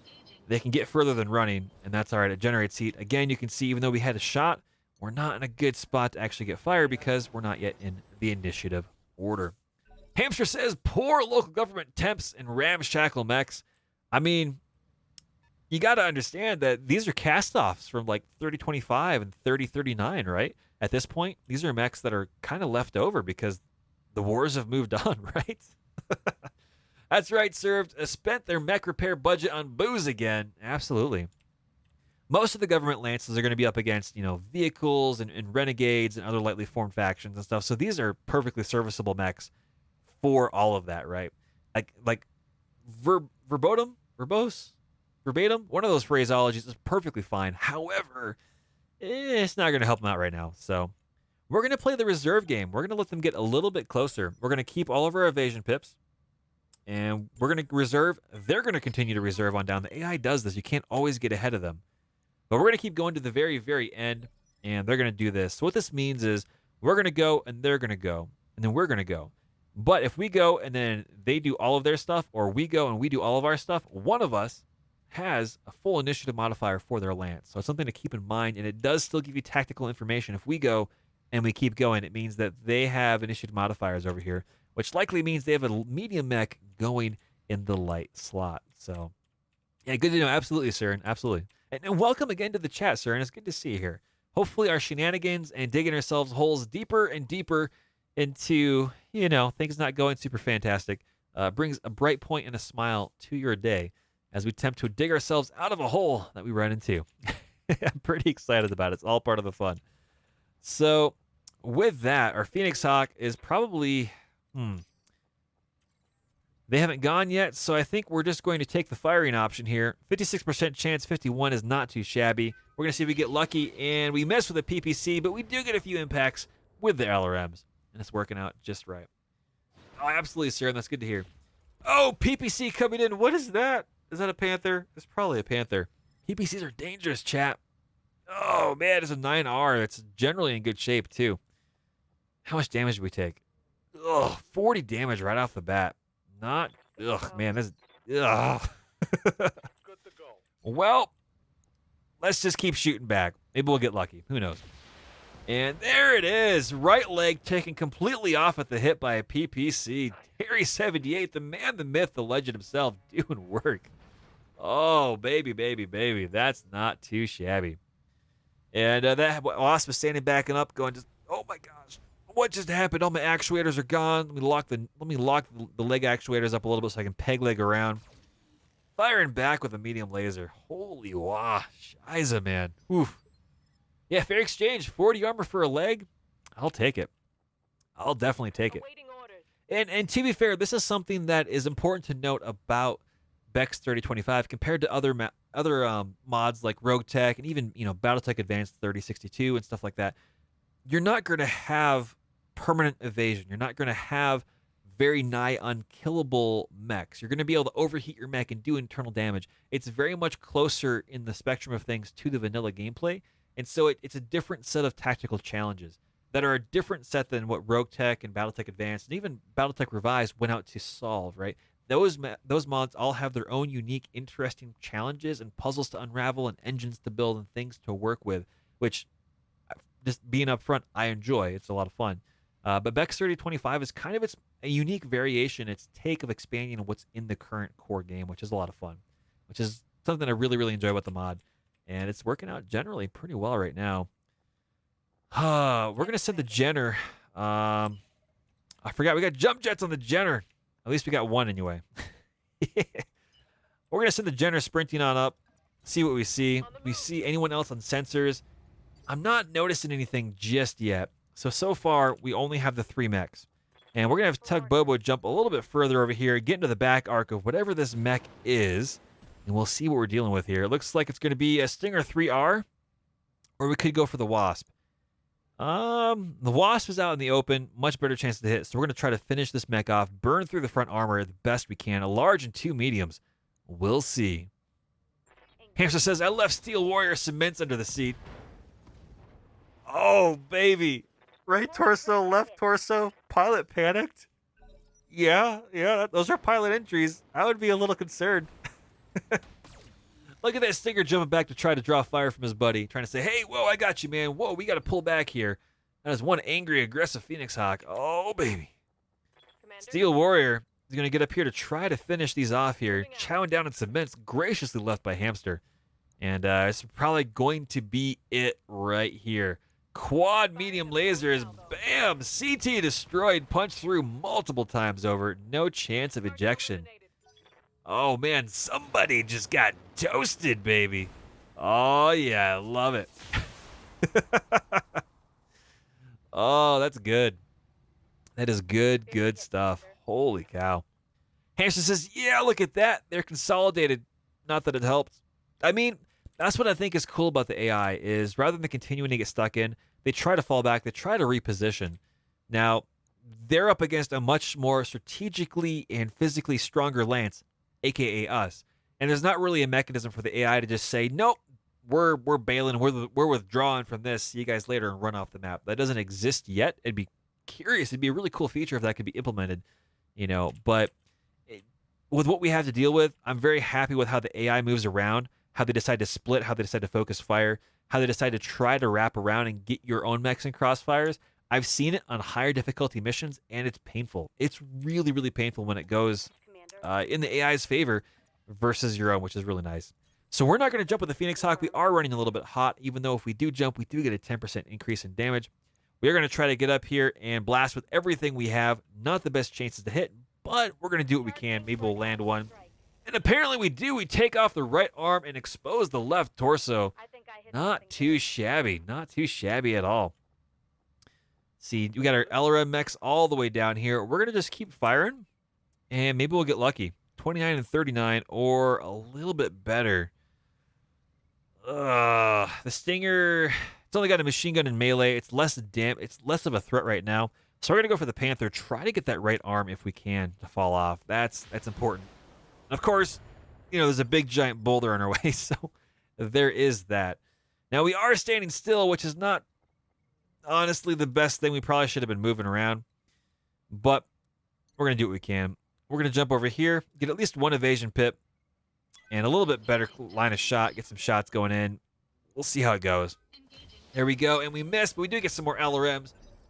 Getting this guy's or gal's attention, we don't know. But you can see, at least with the one mech we've taken down, you can see we finally have the destroy enemy units down to 33%. So that means these are the only 2 left that we have. Hamster says, aren't you glad you went for the cash now? Nothing but light salvage. I mean, you're not wrong, Hamster, but I still would like to get a Panther. It is technically, according to some in chat, a better Vindicator. So, we'll see. We'll see how it goes. Tug Bobo's running around up here, running a little bit hot, so we're going to come up here and go for the melee. Here it is, Tug. Go give him the patent-pending Tug hug. Boom! Right torso destroyed. Small laser booping on in. And there it is. CT's exposed. Oh, man. Painful, painful, painful. Panther's coming in and impacting with the PPC. Oof. Ouch, ouch, ouch. And Steel Warrior, we're going to have them turn around. They're doing just fine. Running here to the backside, getting no evasion pips. We probably should have jumped, but we are going to blast away with all quad medium lasers. And we hit with 2. There it is. Steel Warrior getting the CT destroyed. Steel Warrior, I know you're out there watching a lot of times on video on demand, lurking around as you run your business. Hopefully things are going well for you, and hopefully you're enjoying our new playthrough of BEX3025. Oh, baby. For those of you that are out there watching on YouTube when this goes live in a week, less than 7 days from now, hopefully you guys and gals are enjoying it. If you have any questions, comments, or concerns, please post in the comment section down below. Likewise, here for chat, if you have any questions, as always, please reach out to me and let me know. I love trying to work through new theories, new problem-solving situations, everything that I enjoy as part of all of this sort of stuff. It's an absolute blast, and it's really, really cool. So, all right, what do we got to deal with here? Toast is kind of doing the normal thing. Let's just keep shooting. Oh, we should keep moving. We should keep moving. And you can see right here, we still have 2 orange chevrons on either side of the mech, so we are in optimal range. So we're going to get a little bit closer, get some shots going in. We finally have our LRMs being not that helpful, but I want to get the ammo count down in case we get our ammo bins critted. We don't have case installed, so if an ammo bin is above half full and it gets critted, it will detonate. It will dynamite, which is very painful. And so I want to make sure that we're good to go with all that. So there it is, bazap, bazap, boop, boop on the snoot. Kind of missing, but, you know, we're doing what we can. We're going to get Harry to try to move a little bit closer as well, getting some evasion pips in the process, and we'll see if we can get some more damage rolling in here. We are slowly building our resolve, but there it is, structure exposed on the right torso, slowly working our way towards getting that PPC to fall off. Oh, man, thank goodness he missed. I really don't want to put our Phoenix Hawk back together again. That's always a painful, painful experience. But this is the last mech that we're dealing with. So we're going to send Steel Warrior full speed, almost. Yeah, we'll get a little bit of height advantage. We're leaving cover, so that it is dangerous. We don't have that much armor on this mech, but we are killing it real, real good. We can precision strike. I'm going to hold off on that for just right now. There it is. Boom! Left arm destroyed. Shield armor's gone. The PPC is still in play, however. So it is something that we do have to keep cognizant of and keep our mind on for sure. So here we go. We're going to have the Phoenix Hawk come a little bit closer to point-blank range. Well, we're going to spend that precision strike. We're going to get up here. We're going to go for this torso, and we're going to cross our fingers. Oh, baby. Here it is, firing away. We miss. We missed with the big one, but we do get the right torso, and the right arm is destroyed. The Panther is down to an SRM4. That's all we got left. Oh, yeah, man. That is what I'm talking about. So, not too shabby. We're just going to stand here, and we're just going to shoot. Everything will be fine. There it is. We missed with the PPCs. The LRM's continuing to do some damage, and we'll have toast. We can't get up there in melee just yet, so we're going to continue to just fire away. I think we'll be all right with that. Missing with everything. Not too shabby, but it is what it is. The CT is finally cracked open, however, and the pilot is unsettled, which is awesome. Now, here we go. We get a chance to go a little bit more again. We're going to get up in melee with the Phoenix Hawk. Go get him, Tug Bobo. Can you get the job done? And there it is. Big, giant shoulder check. Left torso destroyed. There is nothing left but melee on that mech. And the question is, are they sticking around? They are. They're not quite bailing yet. They can't find that eject button. We're going to get up here to, oh man, just words are hard. I'm so excited. Point blank range in the face. Go get him, Steel Warrior. Bazap, bazap, bazap. First one counts every time. CT destroyed. Someone got jousted. Oh, yeah. And Darius says we did a job well done. Oh, man, I'm excited. That's a brave and insane Panther pilot. It's true. It's true. Push the envelope, and we weren't scared. It's all right. Now, I will say this. I have been up against 3 or 4 Panther pilots before at once. That gets really painful really quickly. Parts fall off mechs, pilots die, and you usually have to withdraw. So, yeah. Yeah, that's right. That's right, Tank here. Armor? What armor on the Jenner? We've got a decent amount of armor on the Jenner, actually. We've put as much as we can on the front of this mech to try to take advantage of the boom and zoom tactics that we have access to. So, fingers crossed, we'll see. Ejecting is dishonorable. I must commit Sudoku. 250,000 C-bills, which is pretty darn nice. That's boosting us up there, closer to where we want to be. All of our internal structure is good to go. Steel Warrior, already a little bit experienced. Everyone else getting a big, big boost. Not too shabby. And of course, someone wants to dispute our salvage. You know, I want all this stuff. I don't want these things. I'm going to refuse. Sorry. Oh, and it's already salvage assigned anyway. Oh, that's a bummer. Otherwise, we would have went for the Panthers and the mech parts. Those are important. We don't get to pick. Oh, well. So we did get 2 jump jets. We have 4. They're going to be useful. We're going to wreck them at some point. They're going to blow up. So we're going to add those to the stash. The big thing, though, is we did get ourselves a chance to get C-bills, and we are getting closer to that 1 million mark again, which is good because we can start either using that to, buy parts for our mechs, or we can start to try to, get some more money in the bank for the next system we go to, because we're going to go on spending sprees as soon as we can. Absolutely all day, every day. Look at that, 922,000 C-bills. Everyone is a little bit fatigued. We're going to have to at least wait, it looks like, 5 days before we get someone back on the clock. Now, we can take these pilots out while they're fatigued. What that does is that means that your morale generation is low. It's already pretty low because we're discouraged. But what that means is if you go on a mission while you're fatigued, you run the chance of getting an injury at the end of the mission. You also run the chance of getting low spirits for 30 days, which is it compounds the situation that we currently have. So we can spend some time to get some of those pilots back before we deal with the financial report. So we're going to do that because there are some more contracts here that I would really like to tackle, which is 1 skull. Potentially this escort mission that could be very painful. It could be, it could be very, very, very bad. But we'll see what happens. It doesn't pay that amazing, but it's okay. Some of these other ones pay really, really good. Battles and stuff like that. But again, it's a 1.5 skull. It could flex to 2.5 skull, which we are not well equipped for right now. So I think we're going to put time back on the clock. We're going to try that escort mission. We'll see how that goes.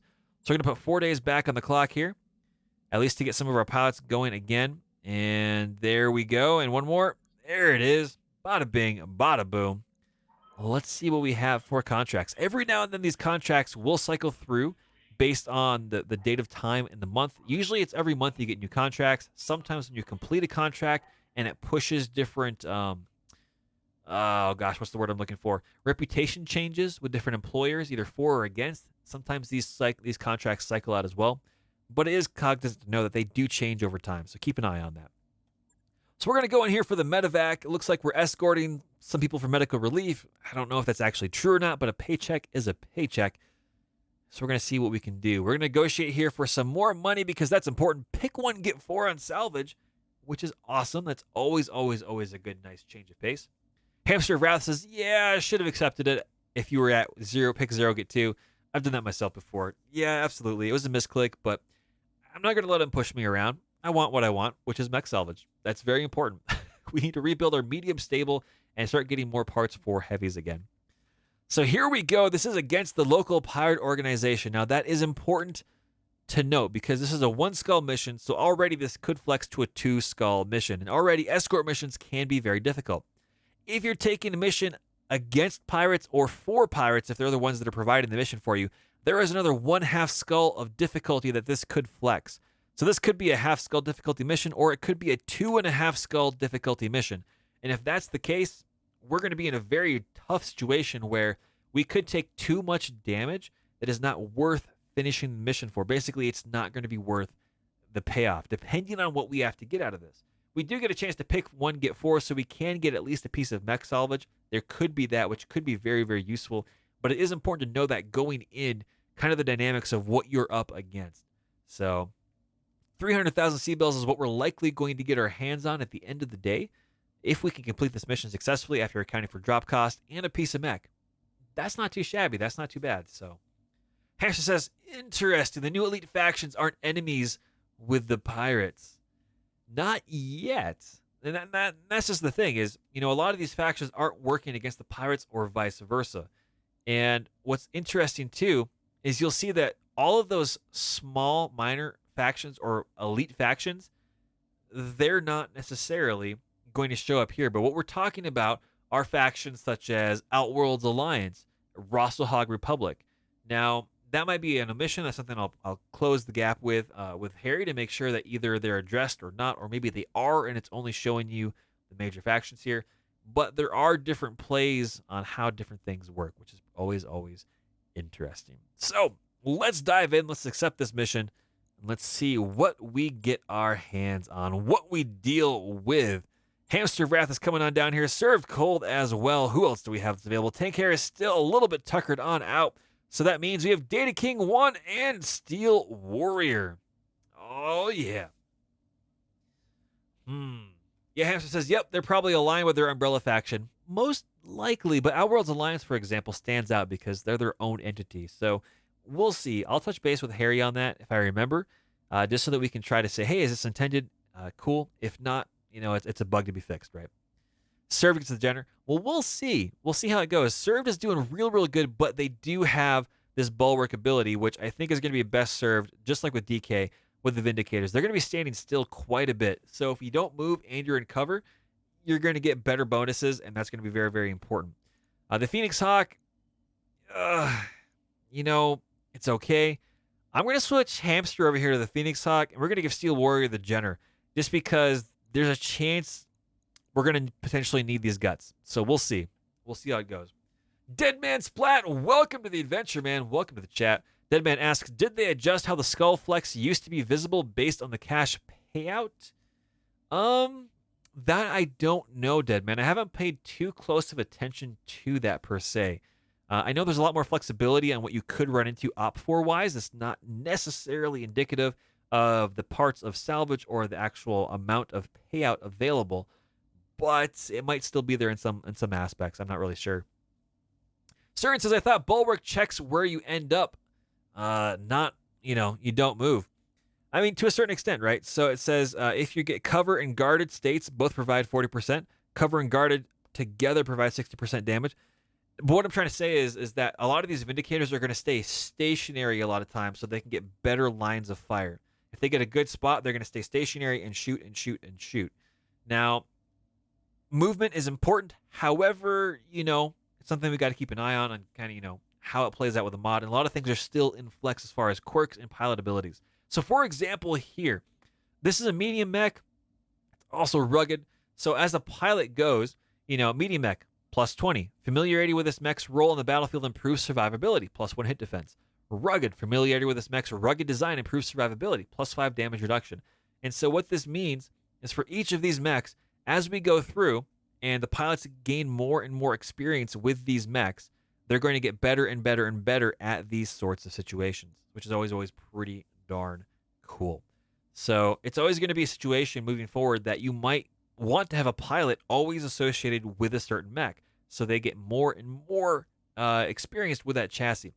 We're not going to do that so much right now simply because of kind of where we're at, but just based on a pilot ability, they're going to see themselves in certain mechs a little bit more often. Hamster jacks into the Matrix and learns Kung Fu because Phoenix Hawk won. It's true. It's true. But let's hit the deploy button. Let's see how utterly hosed we are. My guess is we're going to cross the finish line sideways, upside down, and on fire, most probably. So I'm going to take a swig of my Diet Mountain Dew. I'm going to reach also down to the grab bag of voicedom and see what voice we get for today. Oh, baby. Bada bing, bada boom.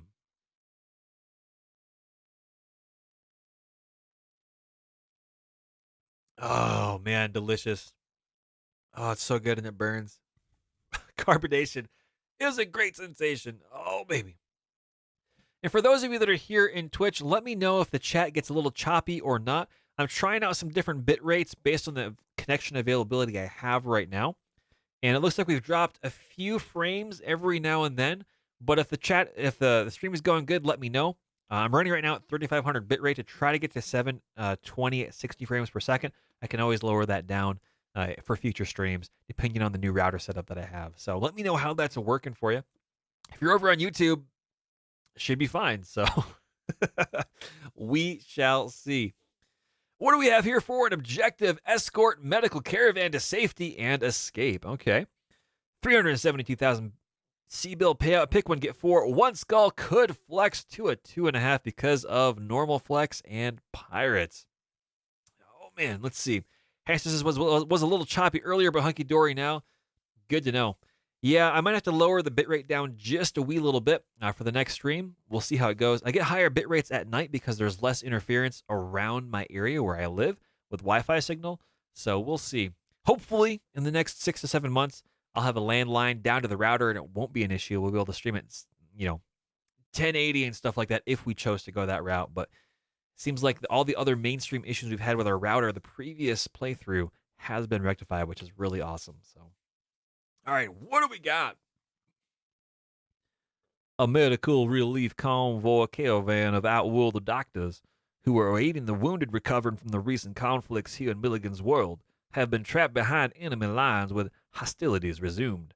A reinforced lance of mechs and vehicles was sent to escort the caravan back to friendly lines has gone missing as well. And outworld's alliance are desperate for assistance from anyone, even our privateer groups such as yourself with a letter of marque. A paycheck is a paycheck, Commander, but we'd actually be doing some legitimate good for the civilians caught up in this mess. Keep an eye out. This is a war zone, so expect pirate resistance. Oh, baby. Oh, man. Man, chat, look at these cloud formations down here. This game, it can be so beautiful. Just, it's like cotton candy. I'm hungry now. AKA Cobalt, welcome to the chat. Welcome to the adventure, my friend. Oh, man, oh, man, oh, man, oh, man. Got ourselves a nice little crew here. Hopefully everyone is doing well today. We are trying out the new version of BEX3025 that is not yet released. It's got some pilot quirk changes, ammo changes, mercenary units are now running around on planets and stuff like that. It's just, it's cool. It's awesome stuff. I love it. It's good stuff. Let's hit that begin mission button. Let's dive on in. Let's see how sideways, upside down, and around it goes before we find success on this mission. And we'll go from there. The caravan is just up ahead, waiting for us. It looks like they have a MASH truck. Must be some seriously wounded on board. No, Darius, it could be a ploy. Toast, I've contacted the caravan. Proceed to their position, and then roll out. Escort the docks to safety, keep them intact, and get out of there once they've been medevaced. Simple.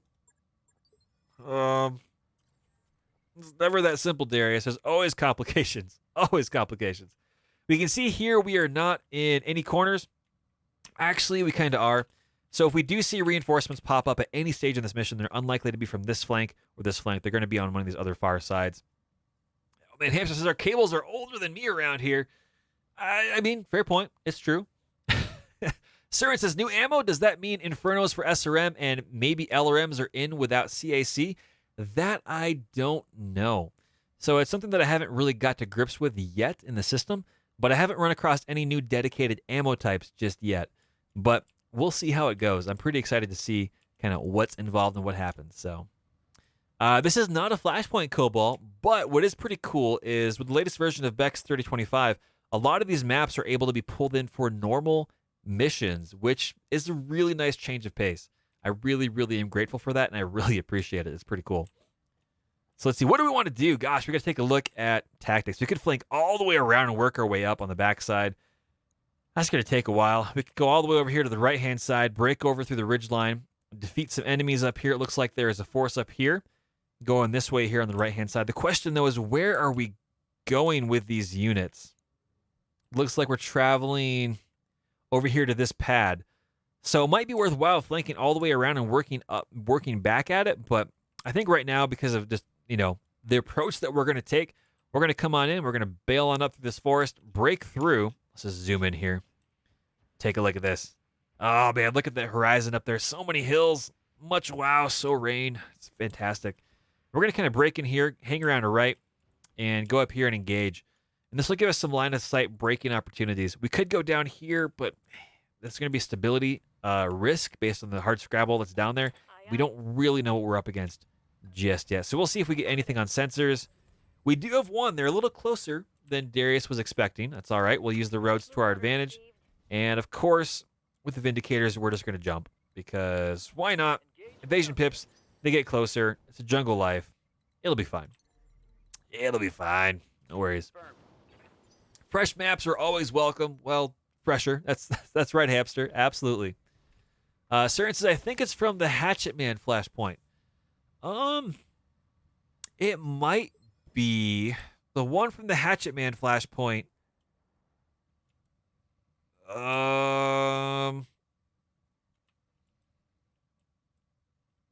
It might be. It looks familiar, but I think the Hatchet Man flashpoint has a big cliff up here somewhere. I'm not really sure. If you want, you can always go and take a look at my YouTube channel and look up the Hatchet Man flashpoint that's over there, video that I've got, and we could easily confirm that. So I really enjoyed that mission with the Hatchet Man because you really want to get in and smack stuff away with the flashpoint and that mech, but it puts you at a certain risk depending on the mechs that you take. It's an interesting tactical challenge to overcome, especially on harder difficulties. It's one that I particularly enjoyed for that particular flashpoint. It was really, really nicely done. And it's an Oscout 7J, so these only have a medium laser, but they do have a Beagle active probe, which is something to be concerned of.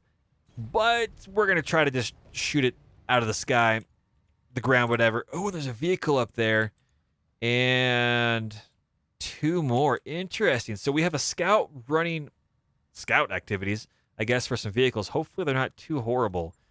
Right now, it's looking like we're going to get a part of an Oscout, which isn't amazing. So we'll see. We'll see. Cobalt says, it is normally there is an awesome up on that hill, on the first hill. Okay, fair point. Hamster says, oh no, your nemesis, the Oscout with the active ping. Yeah, we just got to get all the evasion we can then, I guess. We're really lucky. We're in the jungle biome, so we're heat sinking like crazy.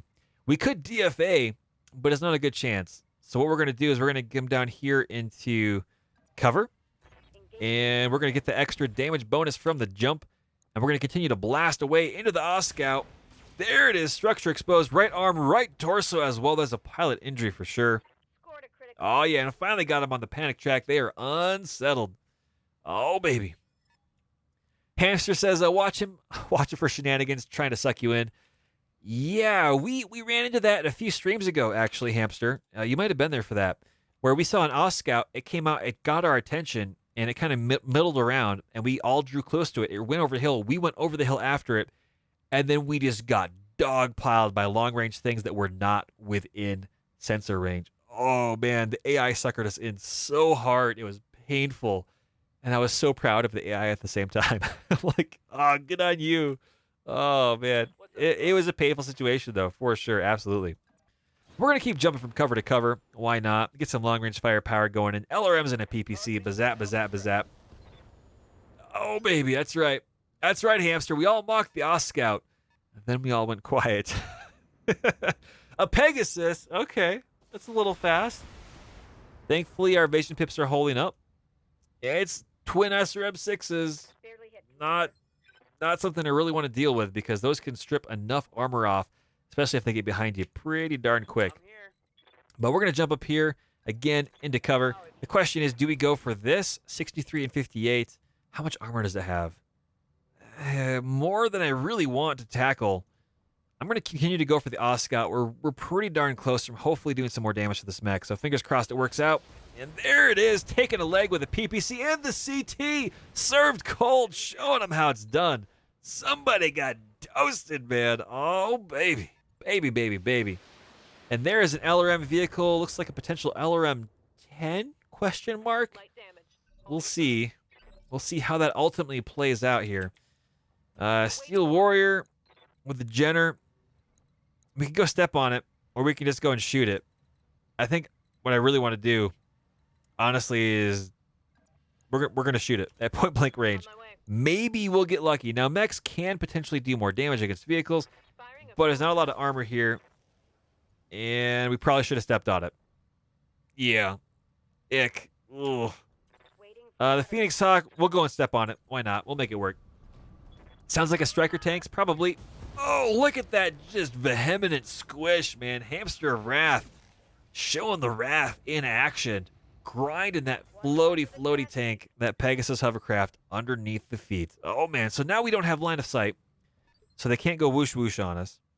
And so we can use this opportunity to... see, can we sprint further?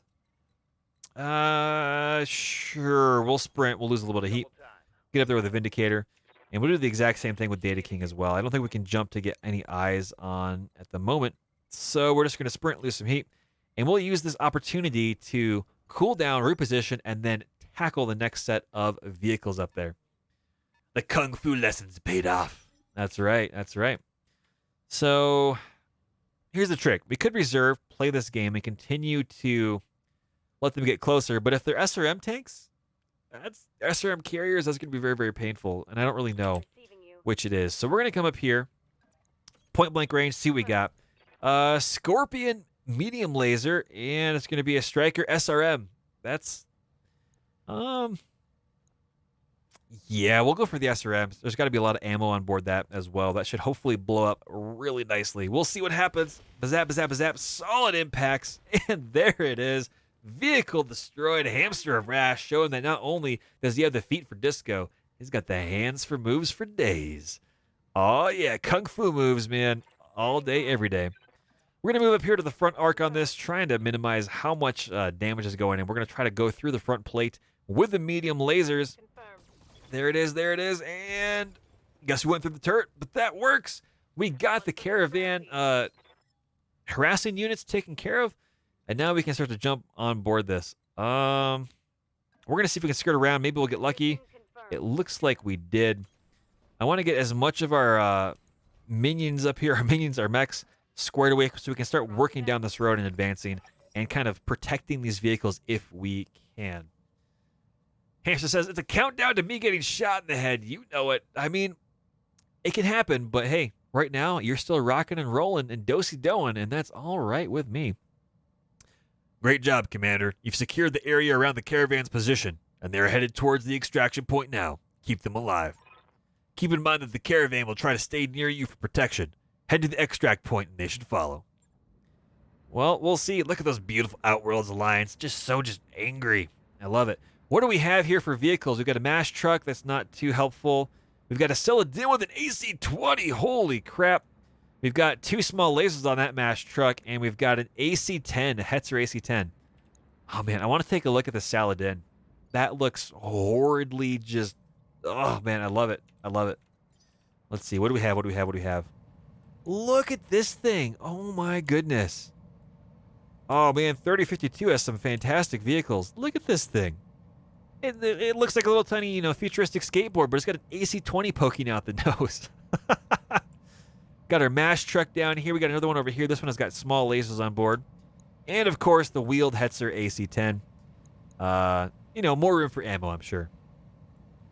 Does the hover work on this? It probably does, but I don't know if the convoys are going to stick together or not. So we'll see how that goes. A lot of times the hovercraft look like they're pretty glued to the ground, but they move really fast. We'll have to see. Right now we are already playing catch-up, which is not ideal, honestly. We do have 6 jump jets, though, on the Phoenix Hawk, so we're just going to jump ahead and see what we got right there. And we're just going to use the roads and keep sprinting with our long-range Vindicators. Why not? Sounds like it'll be a good plan. Yeah. How's everybody's day going so far today? Hopefully your weekend has been going all right. Hopefully your week coming up isn't going to be too crazy. If it is, hopefully we've helped, make that adventure a little bit better by the shenanigans that we're pulling together here in today's stream. I'm excited. We're playing an Alpha 4 version of the upcoming patch that's not yet released for BattleTech Extended 3025 Commanders Edition. I'm really, really excited, man. It's super, super awesome.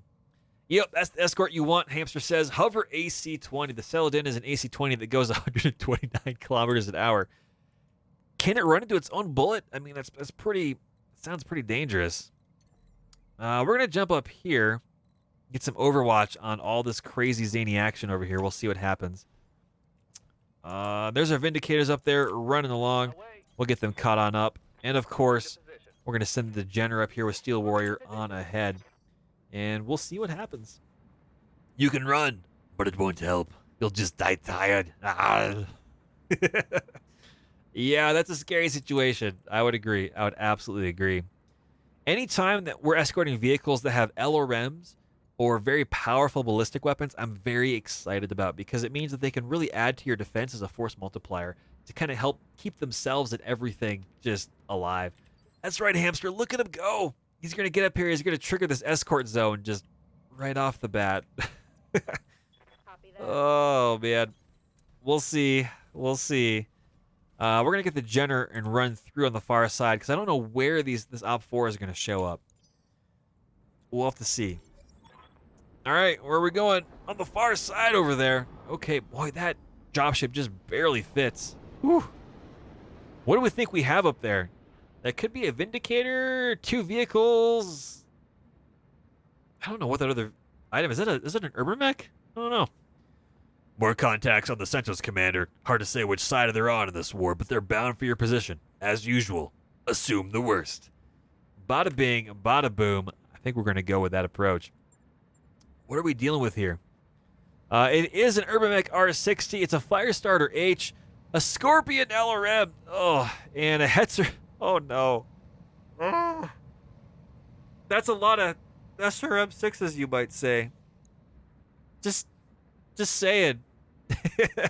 That's a lot. That's a lot. There's our dropship. Oh, man. Now, this is where I really, really wish that we had the possibility in the mod. And see, this is where they're entrenching, which is a little odd. I'd expect them to kind of move forward and kill stuff. But this is where, in the mod, I wish that these dropships would be able to defend and attack. Same thing for the enemy Op4, right? Because these dropships have like AC-10s and SRMs and medium lasers and stuff on board to kind of clear a landing area. And for better or worse, with arcs, I would love to see that be a feature that's somehow included in the mod. It's something that I've seen over in MechWarrior 5 Mercenaries, that game, and it's really, really cool. So if you get too close to a dropship, it's going to wreck you. Just like in MechWarrior Online, if you're playing clan warfare and a dropship jumps in, it's going to shoot you, and it's going to be painful. So Hamster says, the trouble is the dropships would then outgun the mechs. I mean, for sure, but it's one of those things where on a mission, if we're coming in a dropship lands, this should be a heavily defended location. Like, this is a huge force multiplier, and it works against us as well, right? It means, crap, we didn't quite get there in time. Let's pull back out of the range of that monstrosity. Likewise, I'd love to be able to try to blow up a dropship, though I'm sure they'd have so much hit points, it might just not work. I don't know. It'd be a cool way to make that work. Now, this is where our salvages are going to come in. Firestarter pieces. Yeah, I'd be down with that. So we're going to send the Jenner screaming on in at point blank range. Here we go. Zooming on in, and Hetzer SRM. Please go away. Please go away. Please go away. Persistent strike on the Hetzer SRM. Please go away. Do not want. Oh, no. Oh, mistakes were made. Oh, not good. But they're not shooting us. So, Harry, if you're out there watching, there's still some odd quirks going on here with the AI. It might be worth getting together with some of the folks over at the BattleTech Revised group to see how they've solved some of these problems. Just because some of the AI mods that they've been working on, they've gone through and they've tackled some of this a few months back, at least successfully. Don't know if it's going to be applicable to the mods that you're rolling with BEX3025, but it might be a conversation that's worth having. Absolutely. I'm going to take it, though. I'm going to absolutely take it. This is all A-okay with me. We're going to jump on down here with our Phoenix Hawk and get some more damage rolling in. We got to make this Hetzer go away. It's got to go away, man. There it is. Hamster of Wrath saying, nope, nope, nope, no way. Nope. Do not want. Do not pass go. Do not collect 200 C-bills. Scorpion LRM is going all the way back. Is it going to shoot at us? Nope. It's just hanging out. All right. We're going to roll with it. And again, ladies and gents, we are playing a pre-release version of the next beta patch, or the next alpha patch for BEX3025. So we're going to run across some bugs. Things like this do and will occur. They will be ironed out before we go for the next release. And this is just a really cool glimpse to see how the gameplay plays right now. I'm really excited by it. It's awesome. And right now, we are getting a bone thrown at us, and I'm going to pillage it for what it's worth. Oh, baby. Hamster says they're beelining for the Vs. Maybe. I'm not really sure.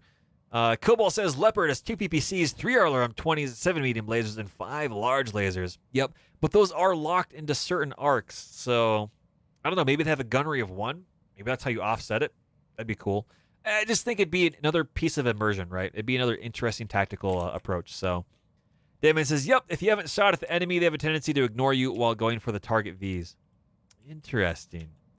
I know it's gotten better, but we'll see. We'll see how it goes.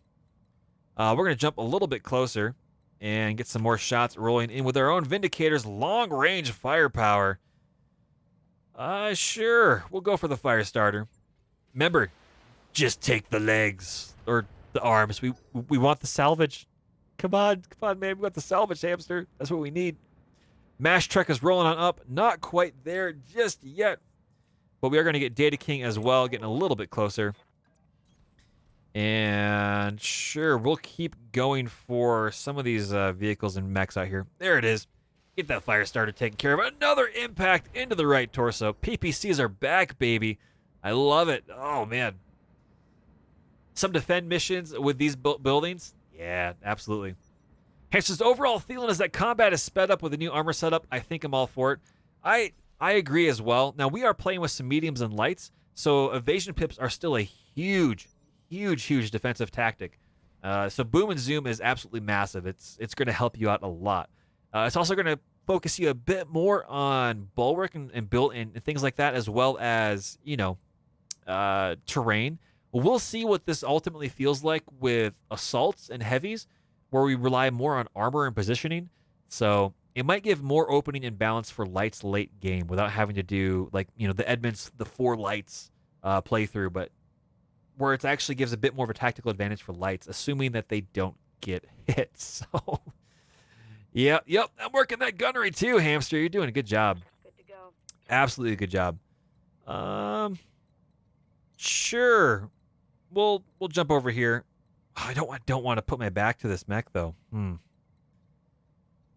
Tell you what, we're just gonna walk up here, and we're gonna keep shooting this fire starter. How about that? There we go. Bazap, bazap, bazap, bazap. Stripping more armor off that mech. I like it. I like it a lot. Oh baby, but now they get to go. Oh no.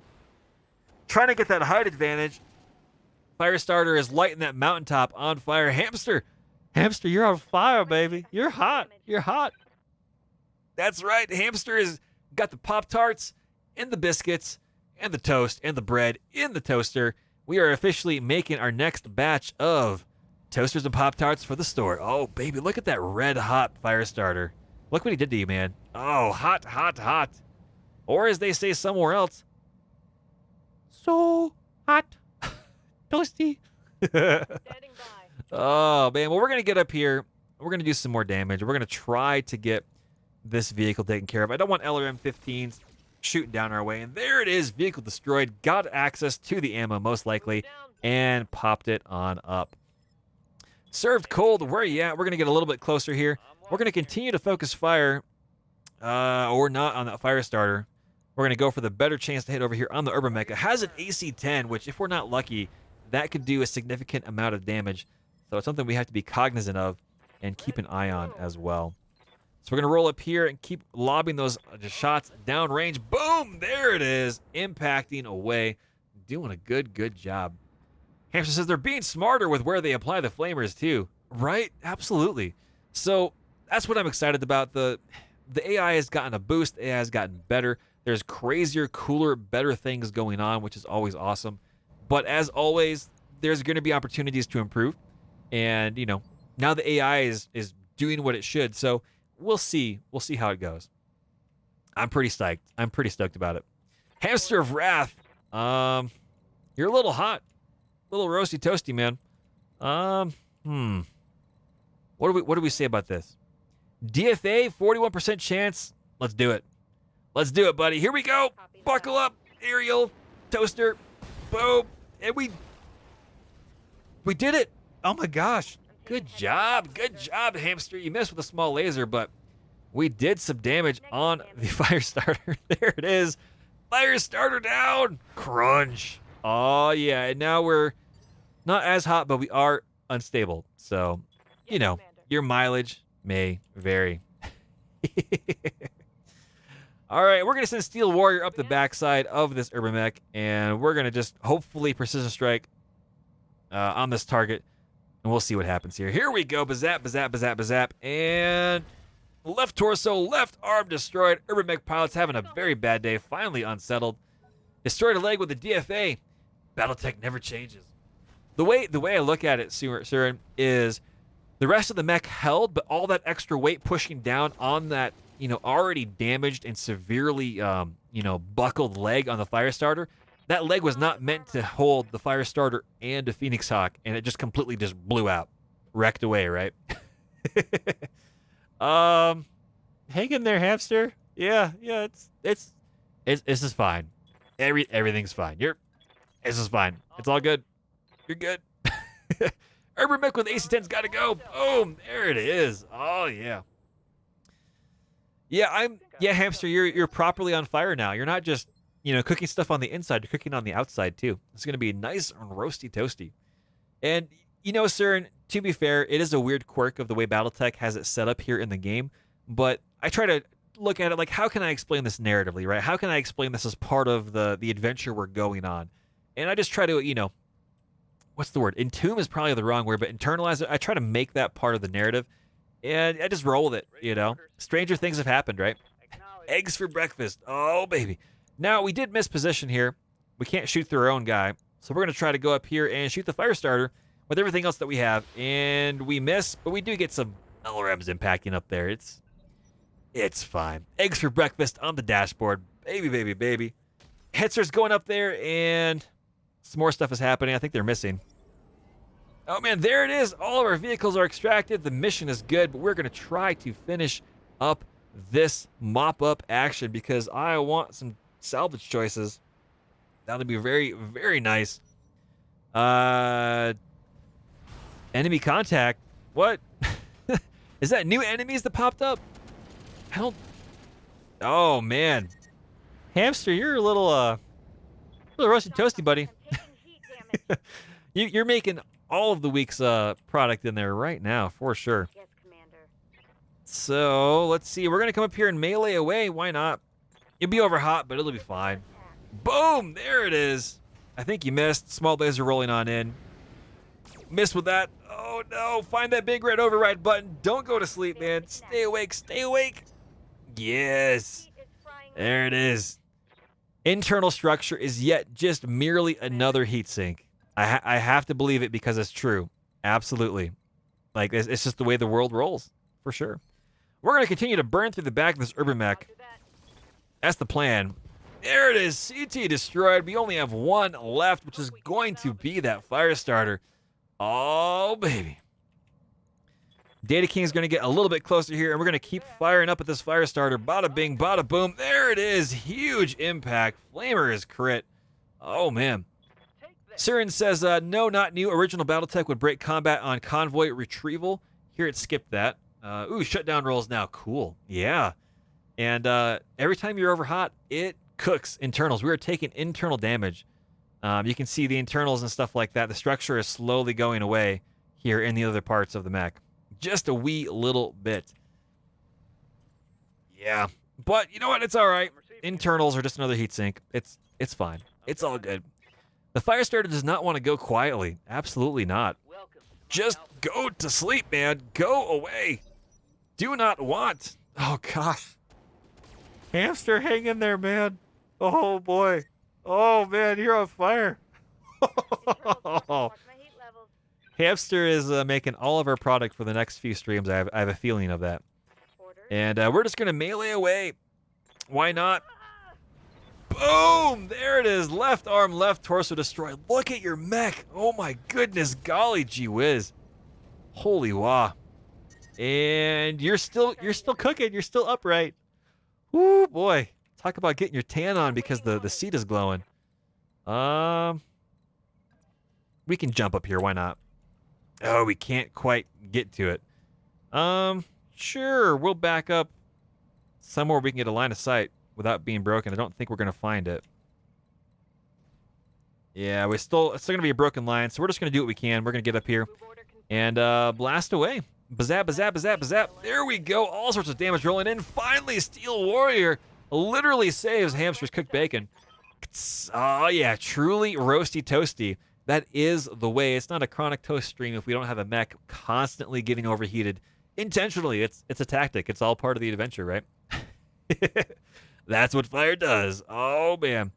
Well, we got ourselves a pile of stuff. All of our all of our things are, together. We're gonna get salvage. Everything's fine. Everything's fine. Don't worry about it. It's all good.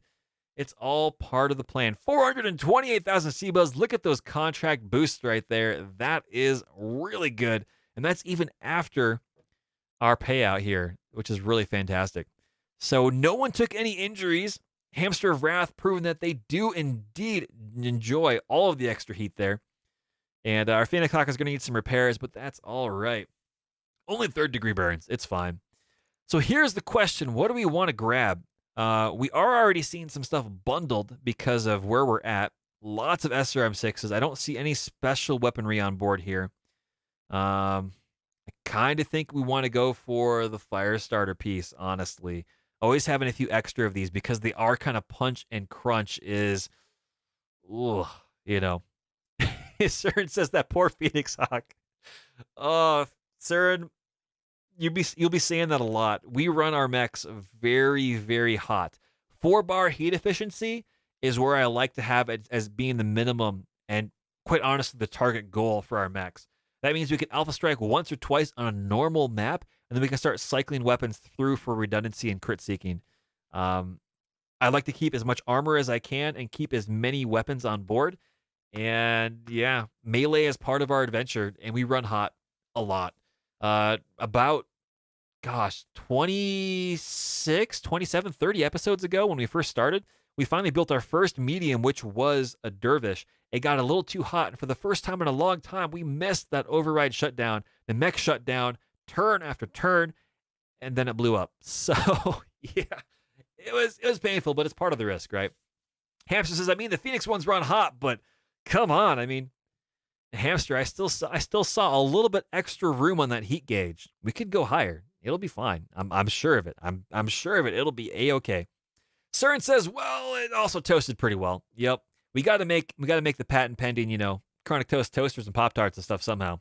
So we're going to confirm that fire starter piece. We got ourselves an LRM-10, which is exciting because I'm probably going to put this onto one of the Vindicators. We also got an SRM6, which is going to be very helpful. We already have 3 SRM4s, I think, so we'll be able to combine that into something at some point. And, of course, we got some more jump jets. We'll hang on to those because Lord knows we're going to need them at this point right now. Holy cow.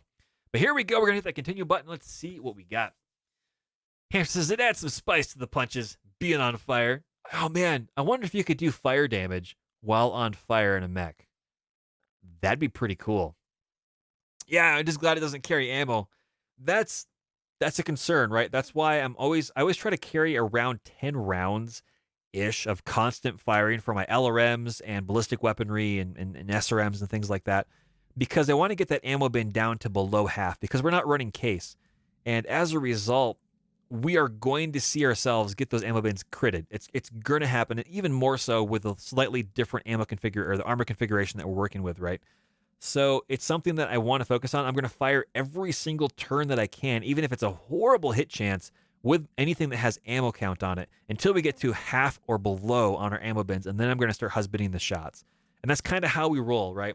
And so we go whoosh, whoosh, whoosh, build up a lot of heat, get that ammo count built down, and then we crunch in for melee, then we break back, and we repeat. And usually you've got mechs on an off-cycle action. So there's mechs constantly moving in for melee, constantly shifting back, and usually there's one mech going for Overwatch. We might see how it works with the mechs that we have available to us. We're in a much different situation where We really only have one good melee mech, and which is not yet online just yet, and that's the Firestarter. And then we've got a lot of support mechs. So it might be, instead of a 3-in-1, it might be a 1-in-3, and we'll see how that works. But, Certain says, I don't think being on fire adds damage to the melee and Bex. I agree. I don't think it does yet. But Harry, if you're out there watching, I think that'd be an excellent addition. That would be fantastic. I think that would be awesome. Oh, ladies and gents, chat, look at this. Look at the cities down here. Look at the planet we're orbiting. Oh, that's so beautiful. Got the sunrise over here, the Roy G. Biv colors up here. Oh, man.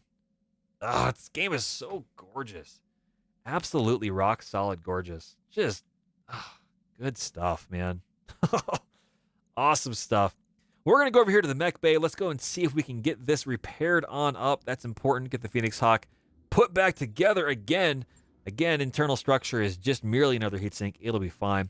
We're going to go up here and manage our task. The Phoenix Hawk is 3 days away, and the Firestarter is 12. That's 15 days potentially away from getting a bit more, safety. We are at 1.3 million C-bills, so we can travel relatively safely. And I think that's what we're probably going to do next, is pick a location and travel somewhere, start heading back out, either grabbing this line here between, Federated Suns and Kurita, and take some really good missions until we get back up to this space.